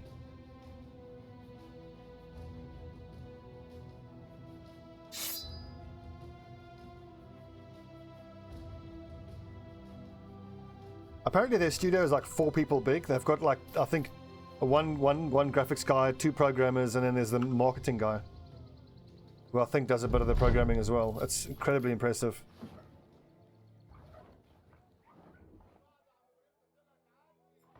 A dying voice.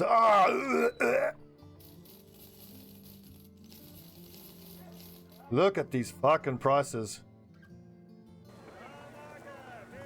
That is extortionate. How dare you charge me so much? Come on, give me a patrol mission. Rampaging greenskins. Let's talk crowns. We can do this. But it's always Phil's moves, which kind of sucks. Phil's moves, it's going to be hard, but we're going to take these greenskins and pull them into Disturbed Massgrave. Just going to pop in it.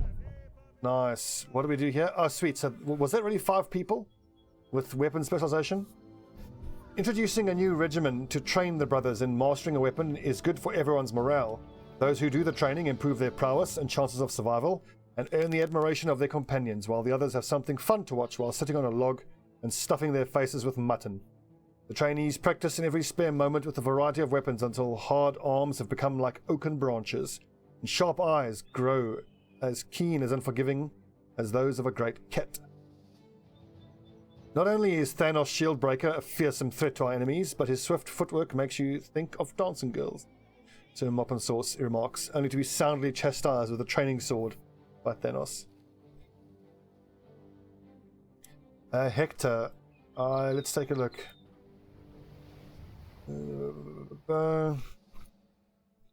Did I miss out Hector? I think I missed Hector out. Oh, here he is. Okay. Actually, next is Agerthios Coxus. And then Hector. I actually don't want to fight these Nachtsirs. It's got the big Nachtsia portrait, so it means they're going to be probably, all 8 of them are going to be level 3 Nachtsirs, most likely.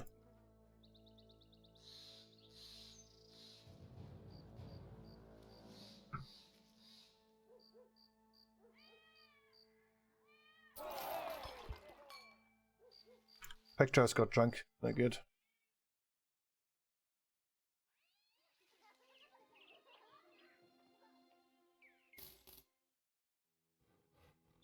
140. Yes, please.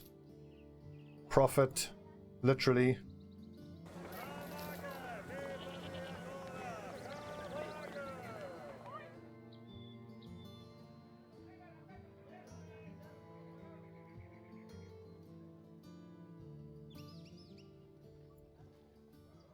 Right, off to Phil's Moose.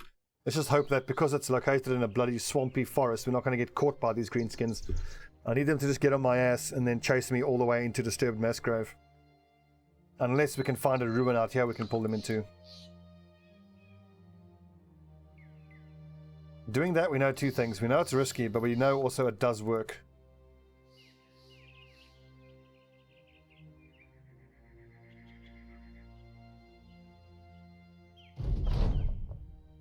Okay, best way to prove defeat another mercenary band. I think that's probably a good one. 10,000, nope. Goblins in large numbers, nope. Defeat another mercenary band. So that kind of changes where I want to hang around. I want to hang around down here because this is who I'm going to ally with. But if I hang around up north with the house I'm not going to ally with, we'll find mercenaries around there. In almost every campaign, there's one mercenary group that's no more than like 6 guys. It's 5 mercenaries and 1 hedge knight.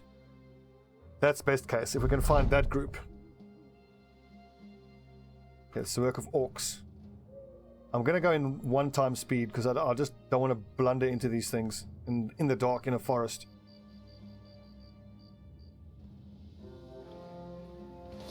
Ach, Tess, you scared the shit out of me.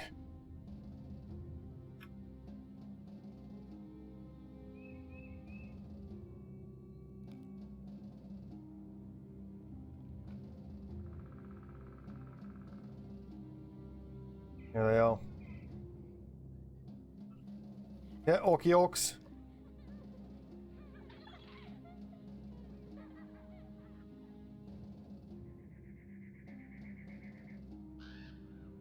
So the crystalline, I think you could justify doing that, especially if you have a falcon in your inventory. Orc marauders. Oh, it's only lots of orc young. That's not even that bad. I still want to take them here into Disturbed Mass Grave, though. Ooh, that could work. Is the army going straight for the Necros? Okay, that's fine. Sorry, guys, I missed that follow. Tiberian Victus, thank you for the follow, my man. Welcome to Camelot. Which is a silly place. So, we know that there are Necro Savants about. Because we saw that little group of skeletons and Necro Savants probably came out of Disturbed Mass Grave. So for us, that means everybody on the back line needs to have a shield to go to and probably something to stun people with. Nets are crucial as well.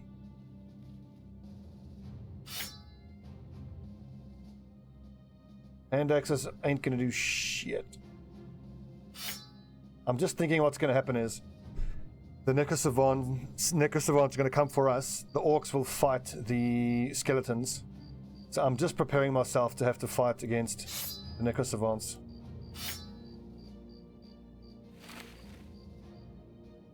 And as many nets as we can handle. And these Scramasaxes are going to be good as well. The bleeding damage is excellent.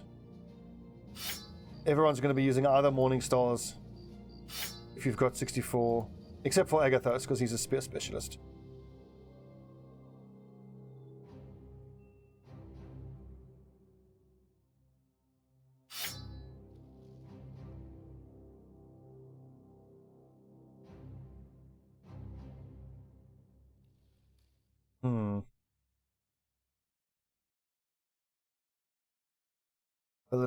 Let's give you spear to start with.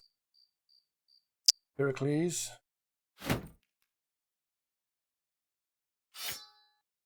Let's hope it doesn't come to melee combat for him.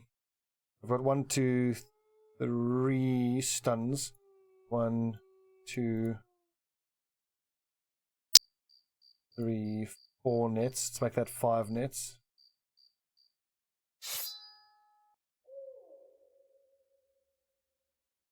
Am I ever going to use a quiver of arrows? I think I might be better served with a bundle of axes. Because if it's skeletons, we'll use throwing axes. Yeah, okay, I like that. So a few auxiliaries, lots of ancient legionaries, lots of young orcs. What's good to note about this is once the orcs all die, we can just back off.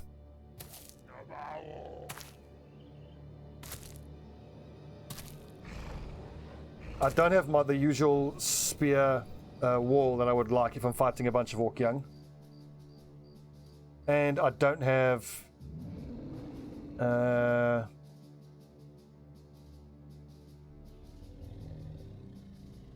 just thinking, I don't have the falcon that I would like to release on turn 1 and plan how to move. A couple of options here. I'm not seeing a lot of shields. I'm thinking I'll just put shield wall up here. My backline does decent damage.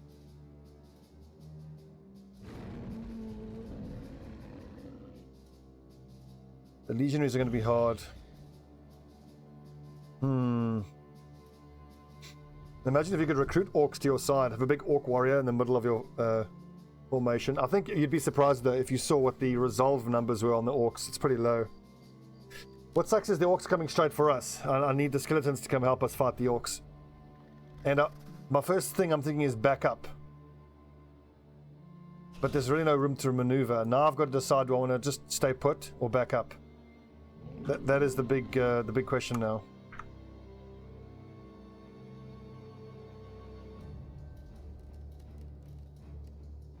Well, Bosco, it's a question like, do you want to be punched in the face or kicked in the nuts? They're both going to suck. Just choose which one's going to suck less. What do you think, lads? I think we stay put.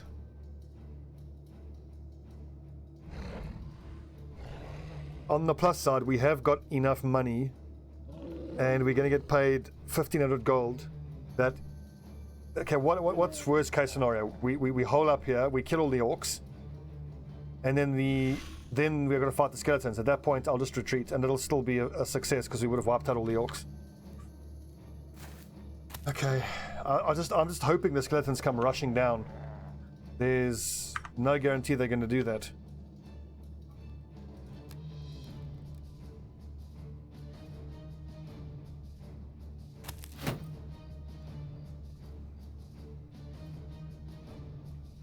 This feels so odd, fighting orcs without a bunch of archers. It's a double-edged sword, if you will. The fact that there's no shields makes them easier to hit, but they all hit 25% harder. I think I need to try to make these lads fall back a little bit. Oh god. If I get flanked by the skeletons, it'd be a disaster.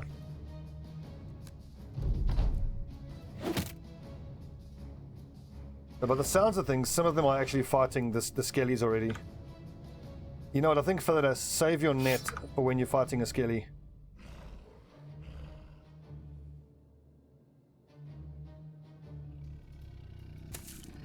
I'm going to try by putting space between us and them. So like, let's see, Thanos is going to go there. Ajax will go back, and these lads will draw a line there, which makes the orcs closer to the skeleton. This is something we started doing last campaign. It's super risky, but we had it work beautifully in one occasion where we pulled, we had a group of 5 orc young and 5 orc warriors. We pulled them into a ruin that was full of, I think it was raiders, and the raiders just annihilated the orcs for us. We ended up not killing all the raiders, but we just left. We didn't kill a single orc, and we got a successfully completed mission.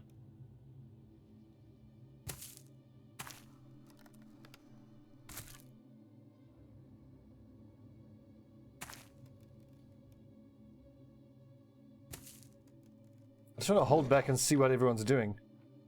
Are the orcs going to stay put now? And you see, look, the legionary is going for the orcs.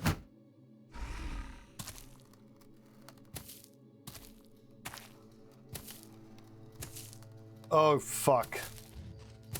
Oh, balls. Those are the worst. I'm going to start moving my entire formation down to the south, if at all possible. The other option is put Pericles up on the high ground and throw axes at those legionaries, which actually is not a bad option. But I think, let's just move south. I need to get these guys fighting each other. That's the whole point we came down here. Don't tell me the orcs are being smarter than we thought.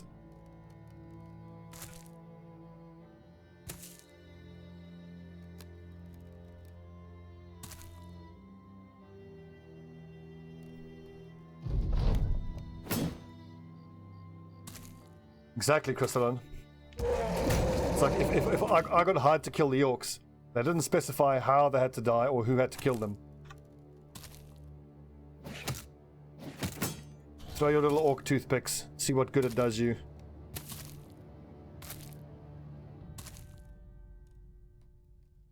Would love to get my hands on those pikes, but it's very unlikely we get our hands on them.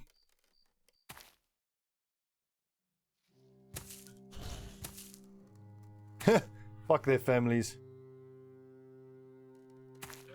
I'm running a business, not a charity. You guys need to hold up just for a second because Ajax is out of turns.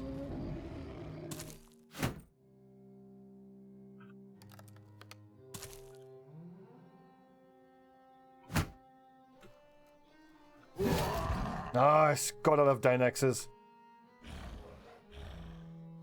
And we can start decapitating these orcs, see if it shatter their morale. That would be great. I mean, can you imagine, like, so we bring the orcs in here. Let's say the orcs help us lower some of their numbers. So for argument's sake, there were 12 of these things to start with. But the orcs help us, and there's only 6 left. We get paid to kill the orcs. Then we get paid to finish up the rest of the skeletons. But because the orcs helped us, there's half what there normally would be. I feel like I should maybe focus almost all my strength on the legionaries, because I can just see these legionaries fucking up the orcs. Yeah, these pikes are terrifying.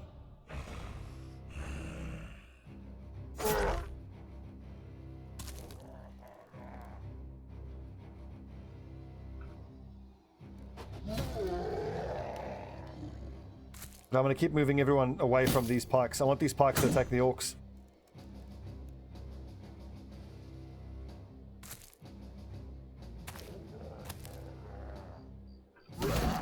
Remember, as soon as all the orcs are dead, we can just choose to retreat. Oh, Jesus, this thing about orcs, they do still hit fucking hard.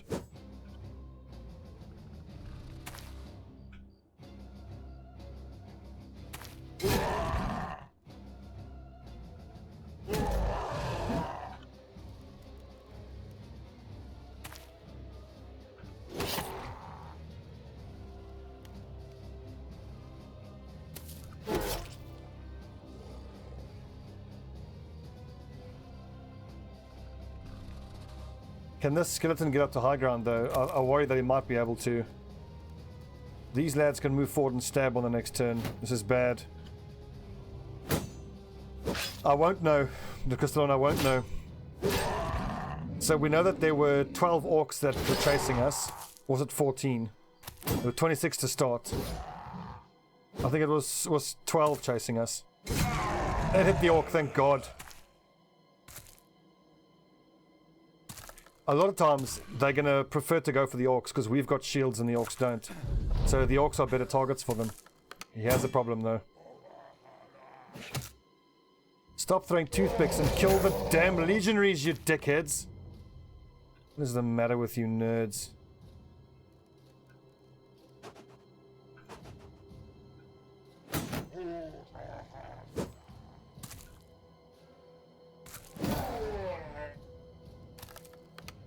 Oh, Pictros in trouble.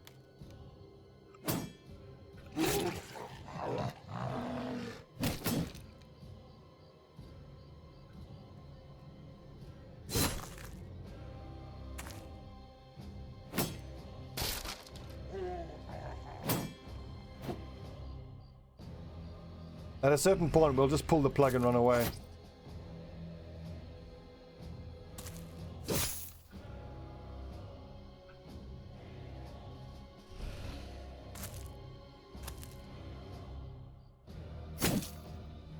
So there's an orc there. 1, 2, 3, 4, 5.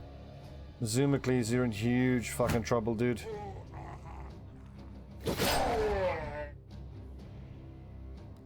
What I'm hoping is that by putting my shield up, I'm making myself less of an attractive target to these guys than these orcs that are right here.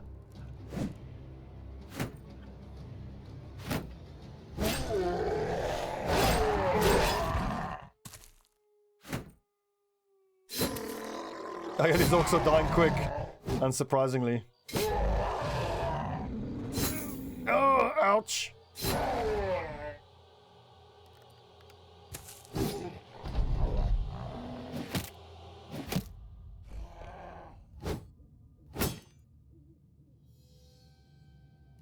It's known as a French offensive, actually, not retreating. Okay, good. So let's see. How many orcs can we count? 1, 2, 3, 4 left. Can you lads remember how many orcs was in the group? I think it was 12. 12 orcs and 14 skeletons.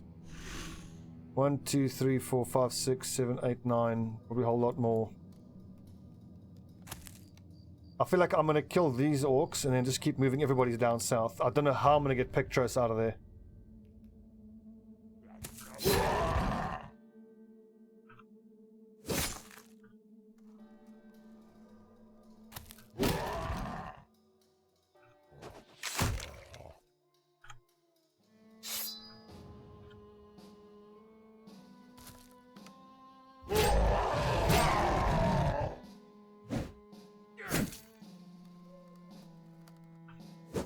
Ah!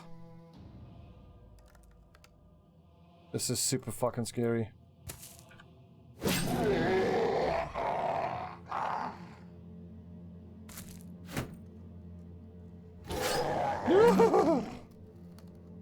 So let's see, 18. So once that number's down to 14. So I think there's these two orcs and that one and one more. Okay, there's that one plus these two, then we're gonna flee. I mean, retreat bravely.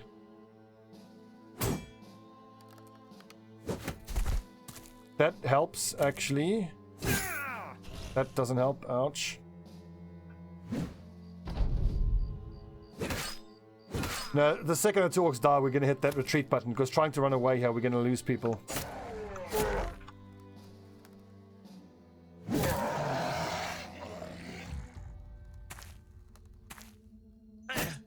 Fuck!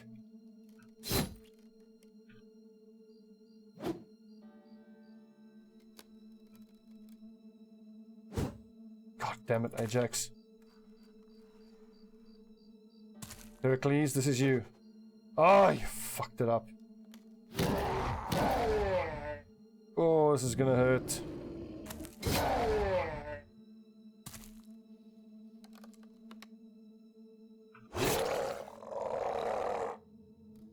Damn, I really wish I had a falcon. I think doing this tactic of pulling enemies into a ruin is far too dangerous without a falcon, because you don't know what's going on. So you don't know... Oh god! If he dies, he loses the winged mace. I don't think so. What do you think, friends? Are we orcless? 15 left. 1, 2, 3, 4, 5, 6, 7, 8, 9, 10, 11. I think there's one orc left. We can be fairly sure that we're going to get to move before they get to move, because they all have very low initiative.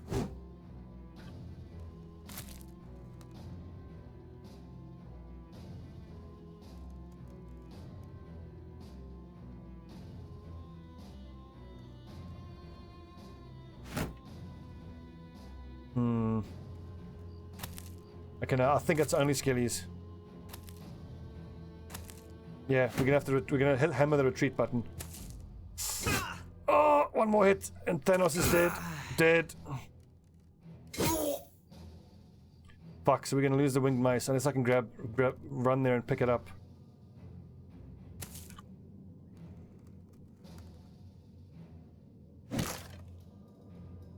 $14 left. 1, 2, 3, 4, 5, 6, 7, 8, 9, 10, 11, 12.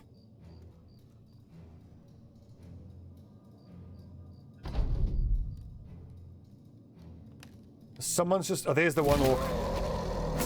Fuck, that orc is still alive. It's going to count as a failed mission until that orc dies. I hope not.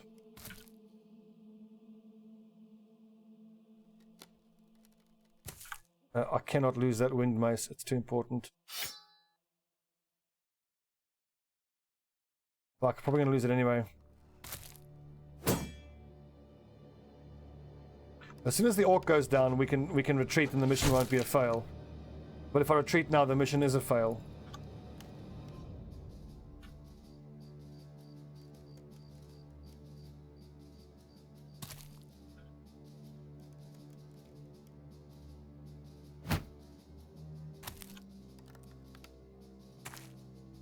All I could have done was rotated into his spot, which wouldn't have helped.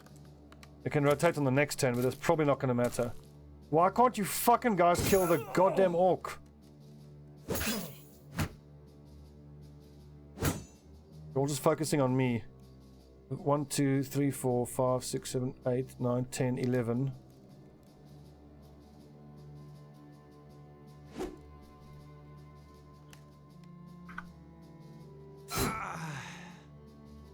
Rip.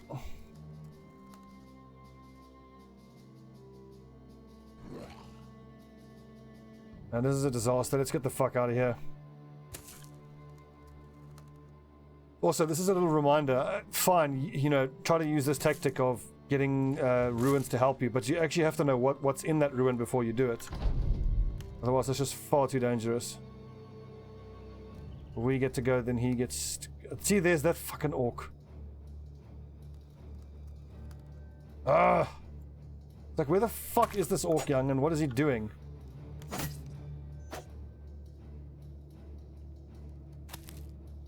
Why aren't they killing the damn orc young? Fuck, that's annoying. Rotation doesn't help me here.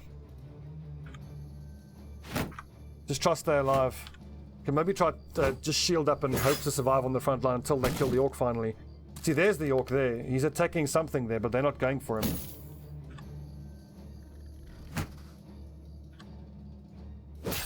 This is bad. I think we just cut our losses and get out of here before anyone else dies. We've already lost 2 people. I mean, once these pikemen start going now, Ajax is almost guaranteed to be a dead man. Hagnon's not going to survive either.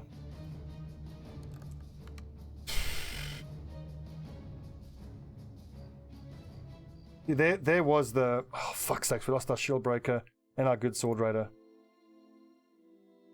Oh, there's still the one orc there, though. Okay, that's encouraging at least. I didn't realize that was going to happen. Wow, we learned a hell of a lot from that fight. That was pretty devastating, but we learned a lot from that about how it works, you know, with pulling groups of enemies.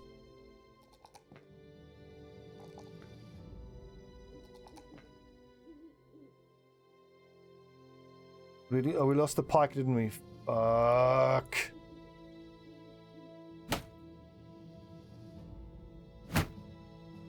So overall, I'd say not worth, but that was very valuable in terms of the lessons we learned.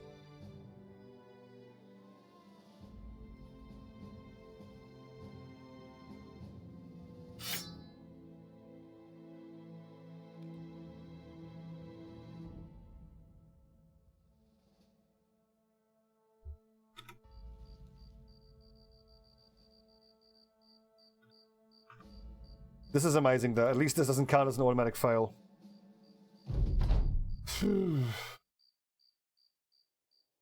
What is pretty obvious is the fact that we should get ourselves a falcon so that we can start going into all the ruins and just scouting and get an idea of what we're dealing with. Because clearly that was way too much. I don't think a single one of those... one of those skeletons died. I mean, maybe well, a couple of auxiliaries died. But those legionaries are fucking terrifying.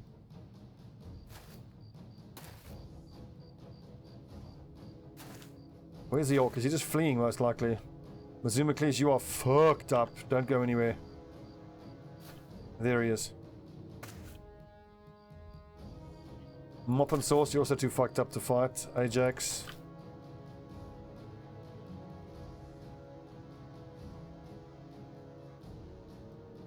Yeah, I suppose so, but I mean, moving my other guys down to actually get them to the to the fleeing line would have taken 2 or 3 turns, in which case everyone who died was going to die anyway.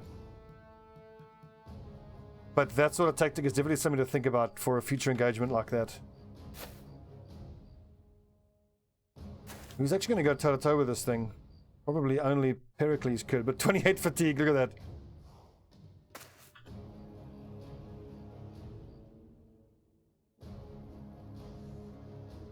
Okay, Agathos is in decent shape. Submit the meat salt. This is the thing I'm most grateful for, is the fact that us having to flee there didn't make us fail the mission, because that would have been insult to injury and would have cost us an extra 15,000 gold. Sorry, 1,500 gold, excuse me. I'm annoyed this stupid piece of shit didn't get it killed by the skeletons quicker. What must have happened was, because it was in the forest, he must have pathed around the long way. I mean, the legionaries did a wonderful job killing all the other orcs for us. Truth be told, I probably didn't have to pull them in there.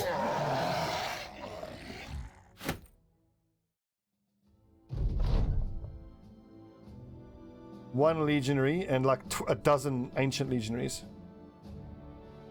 Still, very valuable lesson learned there, and we're gonna get, well, how many? Okay, so 71 medical supplies. Holy fucking balls. How long is it gonna take? 8 days. Where is the nearest place where I can get herbs? Dunkelfester.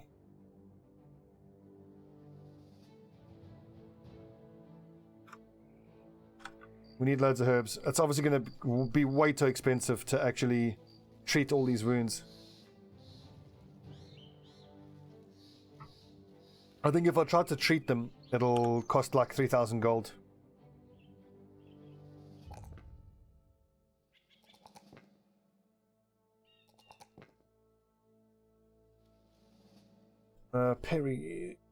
Perius, the specialist. Badadas, the sword rider. Perk to take.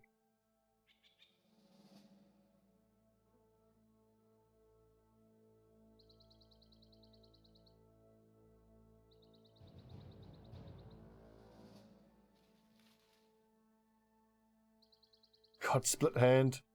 Pierced chest, grazed kidney. The man is fucked up.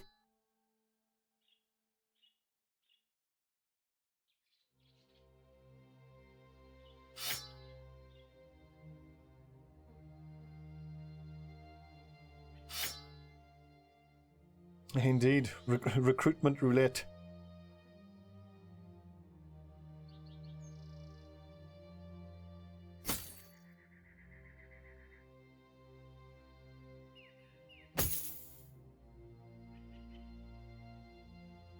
We've got a little bit in by way of armor for any new nerds that join us.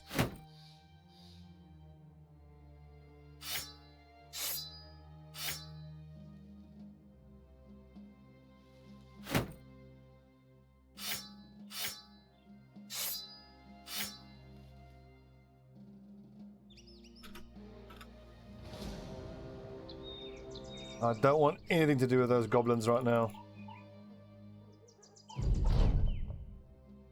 Sweet. We did get all the orcs in the end. We paid a hell of a price for it though. But we did get them. 240. Nice. I forgot I was carrying those bolts of cloth.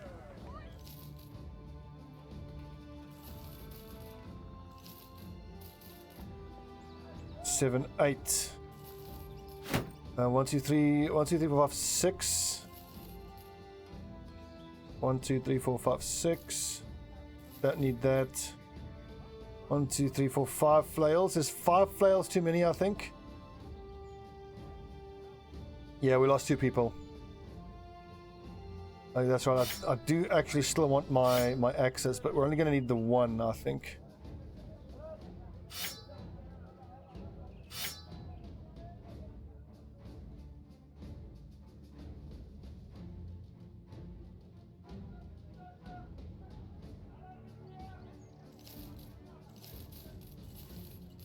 Man, we have to buy a fucking fortune worth of medical supplies.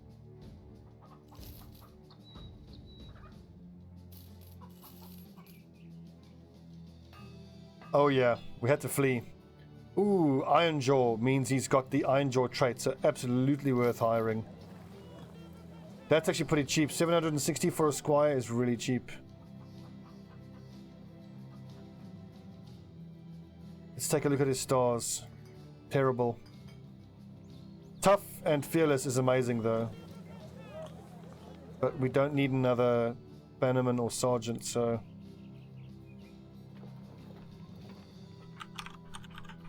Just another specialist. Who's next? Gerthios. Coxos. Ah, bugger. I shouldn't have sold the damn pitchfork, Stubby, you fool.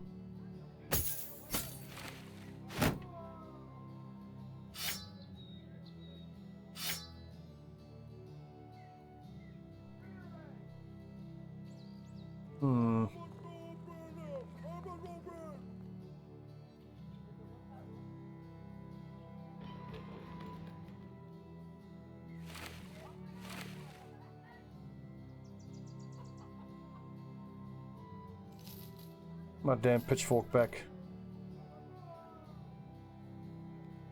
I don't think putting him up front right now is the right thing to do.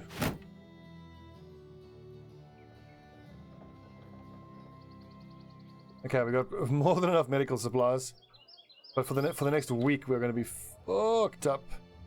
Been 4 to 8 days.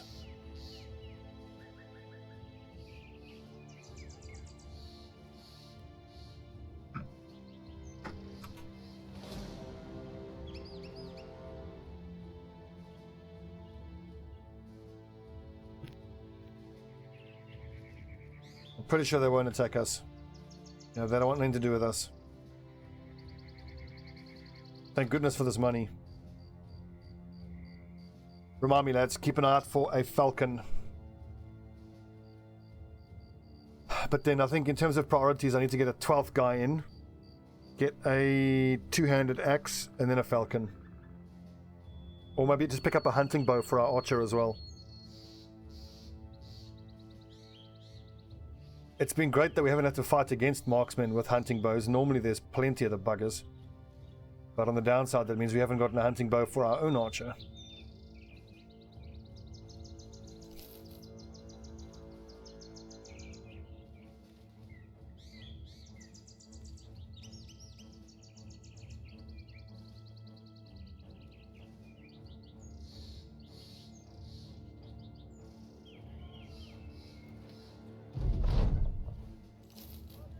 Thank God for that.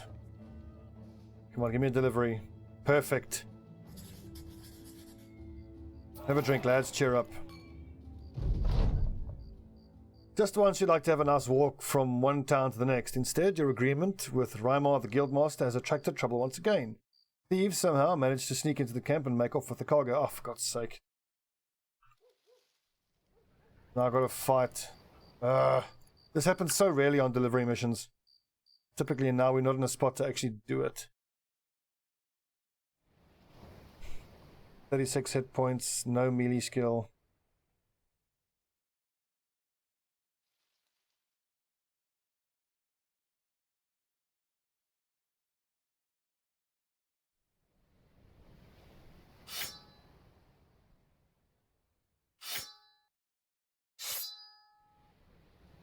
If you miss a payday, your troops just get angry, and it's a morale debuff.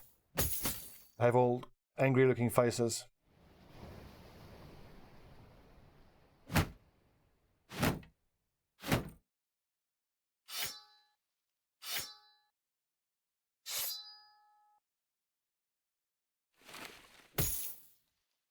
Oh, that's wrong.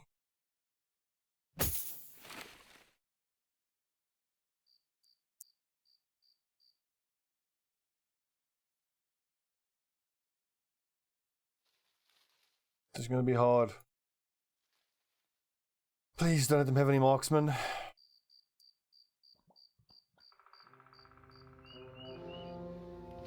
Ugh. A few marksmen, some raiders. Maybe hire a 12th person and we'll come back here at night. That's just what I didn't want to have to deal with. I do like apprentices. They do learn very quick. Although we do need a minstrel, so. And he's okay, actually. I mean, he's got a melee defense star, so that's something.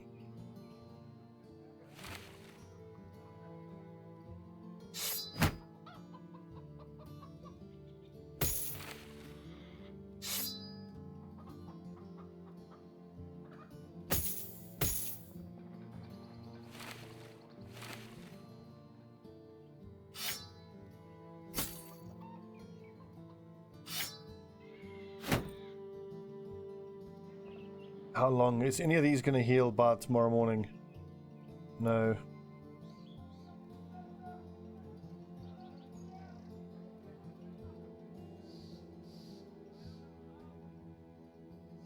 Just going to camp in it, let the lads rest up a bit.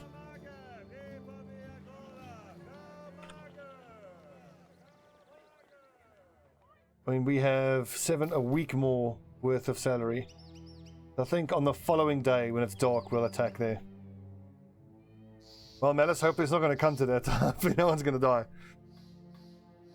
If nothing else, I hope that my playthroughs are at least eventful and enjoyable to watch. Happy Saturday indeed. Wound-wise, 1 to 4 days, 1 to 3 days. Look at Mop and Sauce. He is fucked up.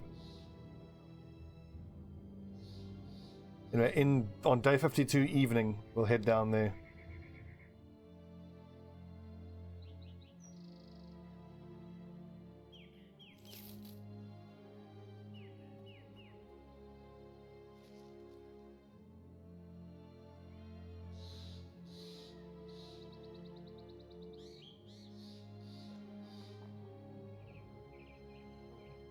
Let's take one last look at the setup. Maybe I should be handing out a flail or two. Good. A couple of injuries healed as well. Additional action points per tile moved.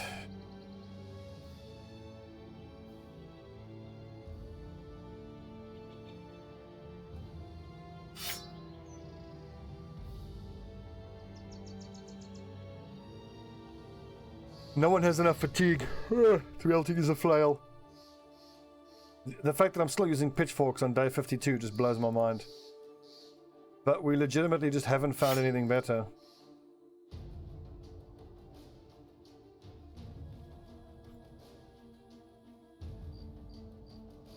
Good luck, men. This is going to be hard.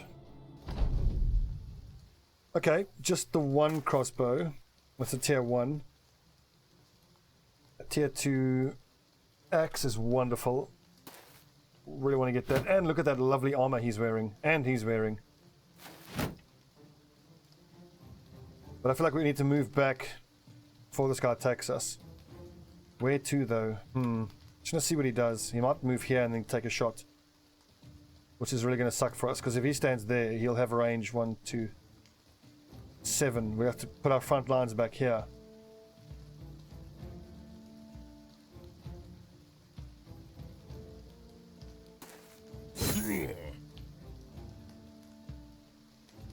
I tend to not ever use the hooked blades. It's nice that they do a little bit more armor damage than like a pike, for example. But the extra to hit chance from... I would even use a pitchfork over a hooked blade, because at least the pitchfork you can be damn near guaranteed to hit. Oh, fuck off!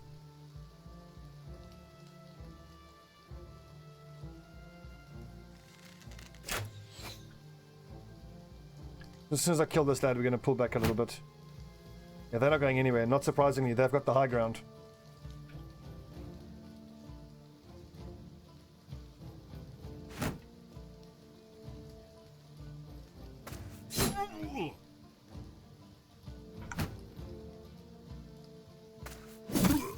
Yeah, get shat on.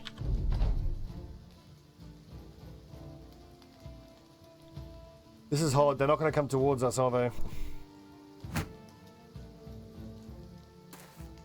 Like we did say, typically splitting up is a real issue, but I do need to kind of make like a bullhorn shape here. Because if I just go to this one side, then the archers will just run away that way. The whole time we're just going to be eating crossbow shots the whole time. Agathos has to hide now.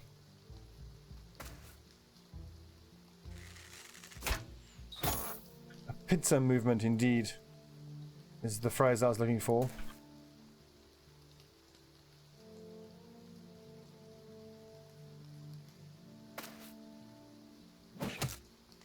Okay, good. That's our signal to charge him.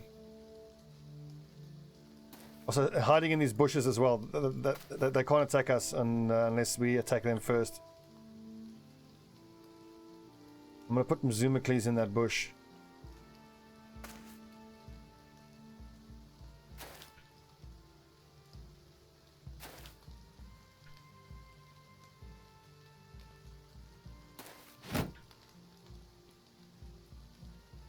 Why is the range defense? No, that's not right. Range defense. How the hell does that work? Okay, right. I never even thought of that. Well, then what's the point of nighttime then? I mean, because the range skill and range defense completely cancel each other out. Well, the vision then I think is the main thing. Okay, Agathos is safe hiding in that bush though.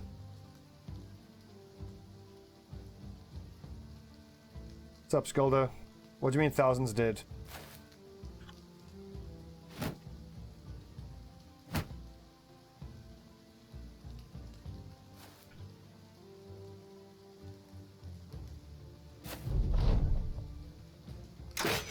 Oh, fuck you.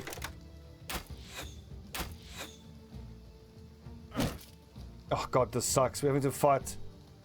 And we don't have... Oh yeah, across all the playthroughs. I don't know if it's thousands. It would be a few dozen at least. Maybe even 100 odd. Over 100 wouldn't surprise me. This is fucking terrifying. And running up to them is actually a bit of a mistake because they'll just rotate. But if they rotate, they'll expose their marksman.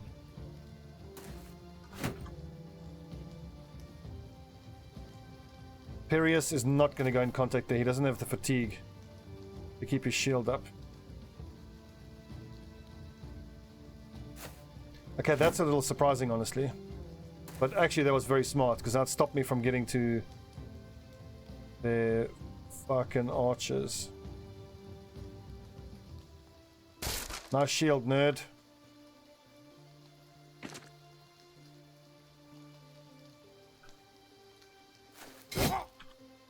Gotta kill these two quick as we can. It's really all there is to it.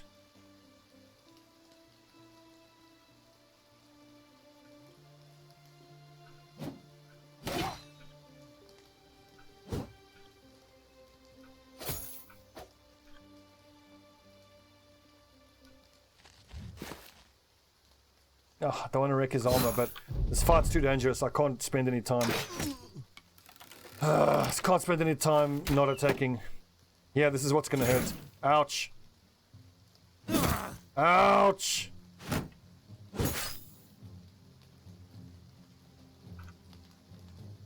In XCOM, you failed the retaliation mission.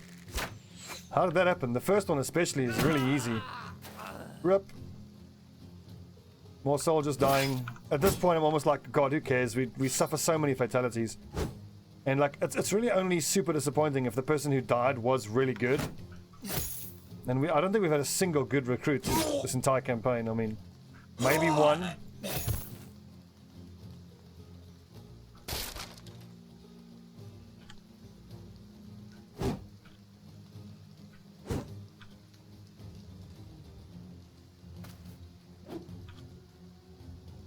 First one, if you don't play, lost and found to oh, right.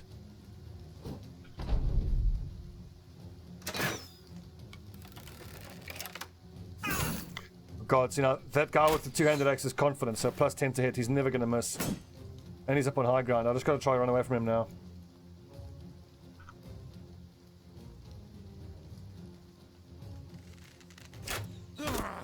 Good.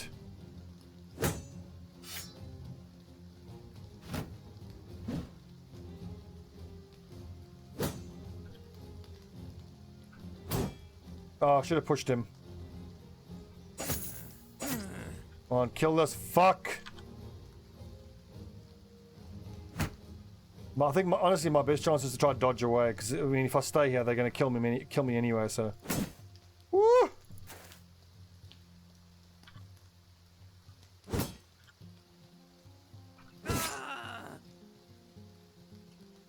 Fucking scary was that.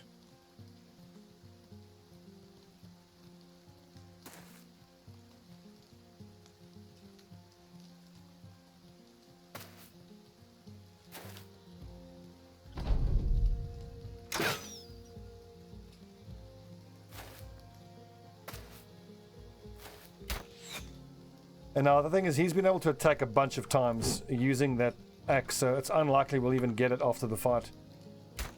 Just to add insult to deaths.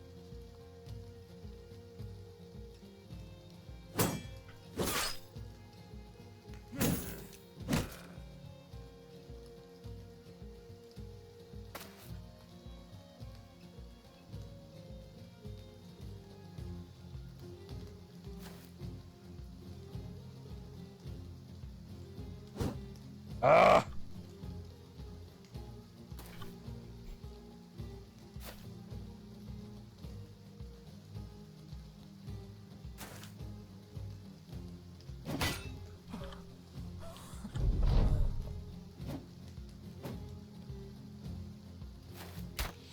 No. Rip. It's this guy here who's fucked us over so bad. Run away.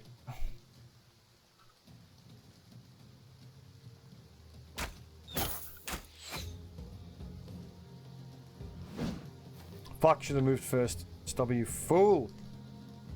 I've got to just back up from these guys now. They have the height advantage and the reach advantage, and a single arrow could kill him.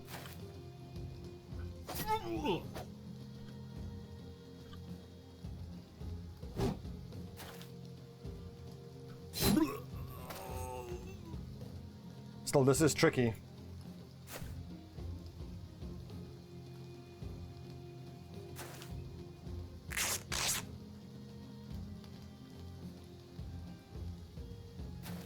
How the fuck am I going to beat these guys?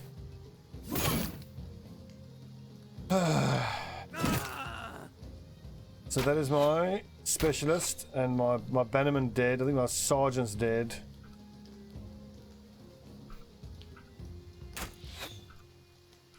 Oh, out of ammo, obviously.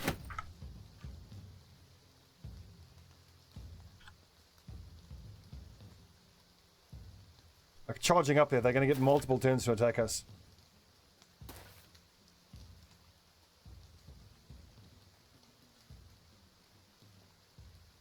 Not ready yet. I'm starting to feel like the fact that I've fucked up some of those fights early on has like made the whole campaign pretty much over. I feel like on this difficulty, he's going to bled to death. Perfect. Struck down or bled to death.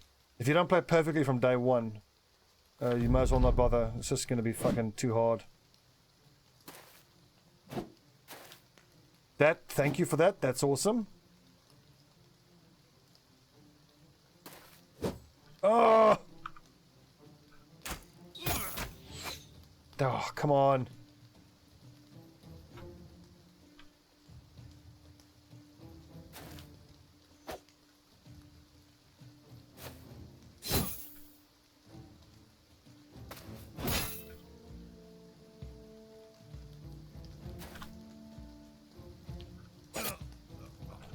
Got him. Oh, so close. Ah. We're starting to get into that spiral where in every fight you lose one or two people, and then you can always replace them, but you're replacing them with level 1s who never survive the subsequent battles. So you just get into a downward cost spiral. This was supposed to be just a little 2-skull delivery mission, and now it's become another fight to the death. I mean, it's nearly day 60. If I had proper archers, it wouldn't be so bad, but obviously I don't. Here goes our fucking bannerman. I'm from SA, but I'm based in the UK for the moment at least. I'll be moving back to SA in February. Yes, I've got my sergeant. He can use the banner, I suppose.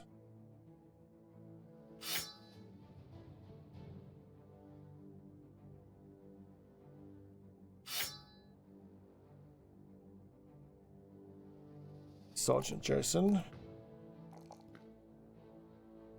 What do I take next on you? Oh, nice.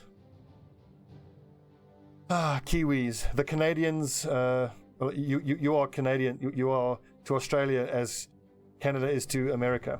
Always thought. Yeah, well, for me, this game is tough if you make mistakes, and I make far too many mistakes. We're going to take next. Ah, yes, of course. Anticipation.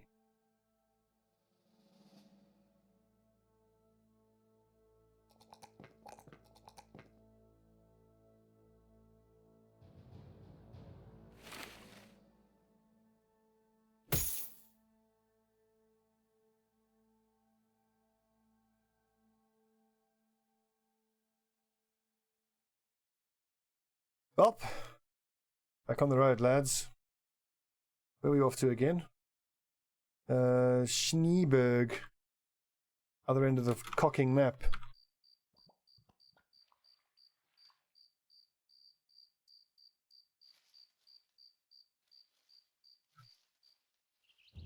One guy with Uber armor and two-hander.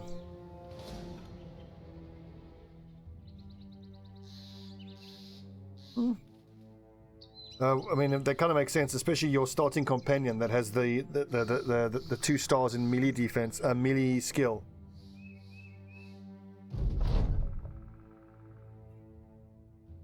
While resting, the men's conversation about how far away the sun is. Okay, let's ask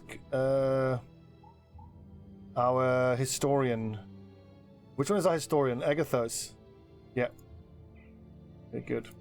Just for clarity, guys, it's not a question of I don't know what to do. I know what to do. I know what tactics I should be using. I know all that stuff.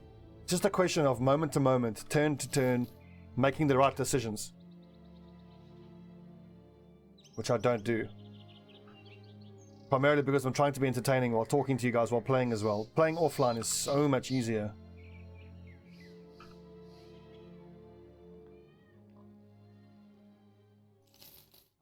$330, I think we can do better than that.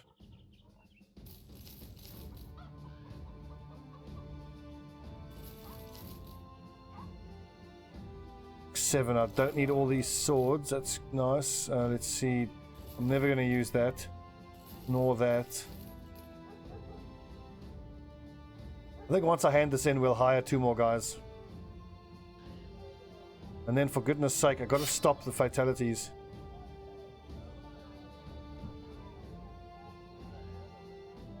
Zimicles, you need to go back on the front line, actually.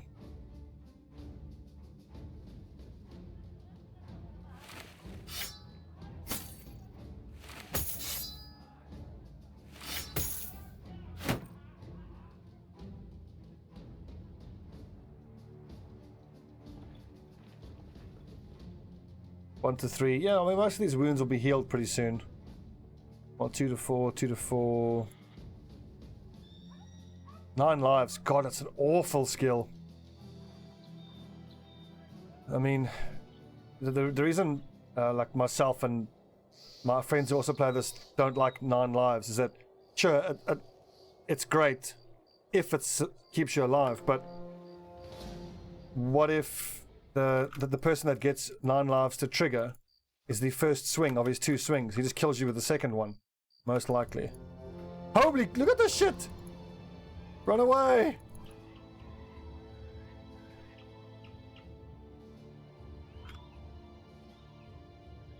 Okay, they're off the undead.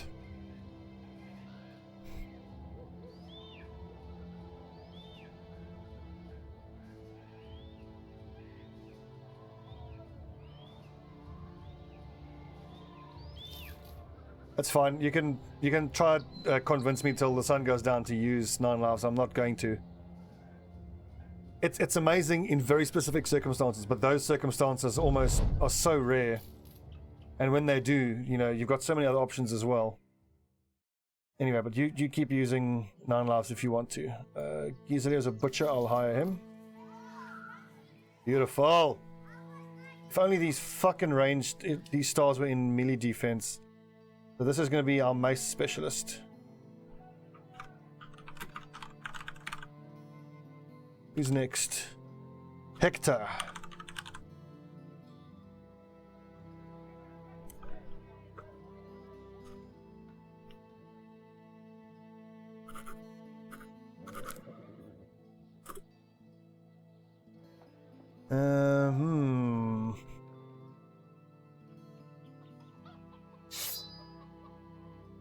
Finally a good recruit.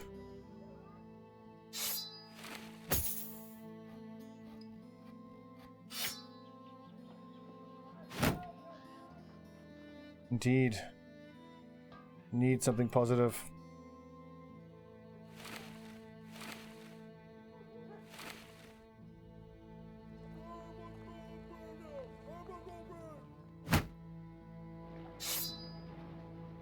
Okay, not bad, not bad.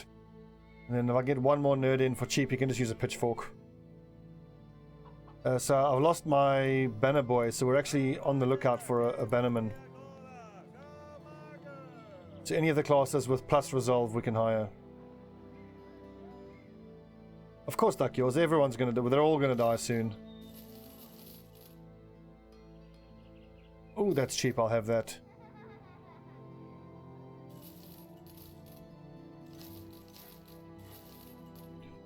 Six, 3, 4. Don't need any of that. Only need one more pitchfork. He might be, like, I mean, but I already have 2 shield breakers, don't I? Oh, that's right, I don't. Good point. Very good point. He's actually ideal for a long, for a shield breaker then. Perfect. Okay, when I gave him that designation, I could have sworn we already had a shield breaker. Okay, sweet. He's going to be amazing if we can keep him alive.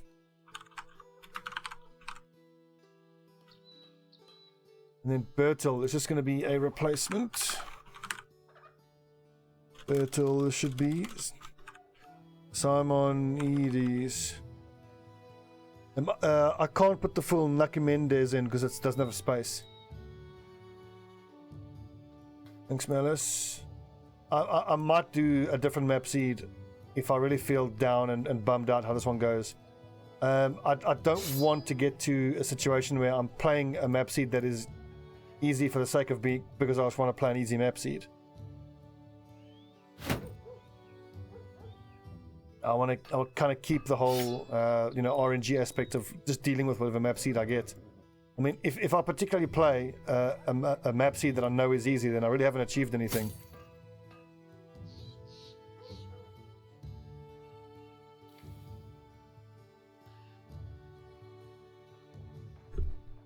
Repair all these fucking weapons. Let's wait until our armor is repaired first.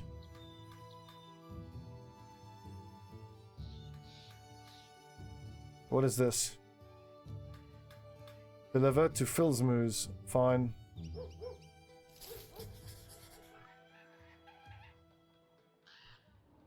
Time is it? I'm gonna break for dinner soon. In fact, I'm breaking for dinner right now. It's been an hour and a bit. Another quick little session. Eventfulness, but as I was worried, the recent struggles we're having is a combination of obviously my stupidity and bad play, but it's the knock-on effect of all those earlier on mistakes. Because those early on mistakes get your guys to die, and what best case scenario, you would be 54 days in without any fatalities, because then everybody here would be high level and therefore be better fighters.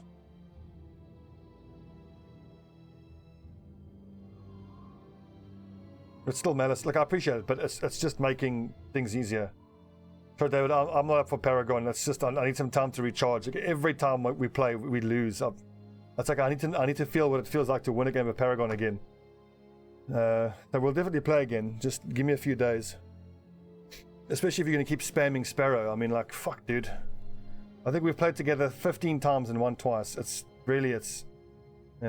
disheartening. Okay, right, I'm going to break for dinner. I'll be back in an hour and a bit. I might play some CSGO, I might play some more of this. I'll see who's about. But most likely more Battle Brothers. See you guys in a bit.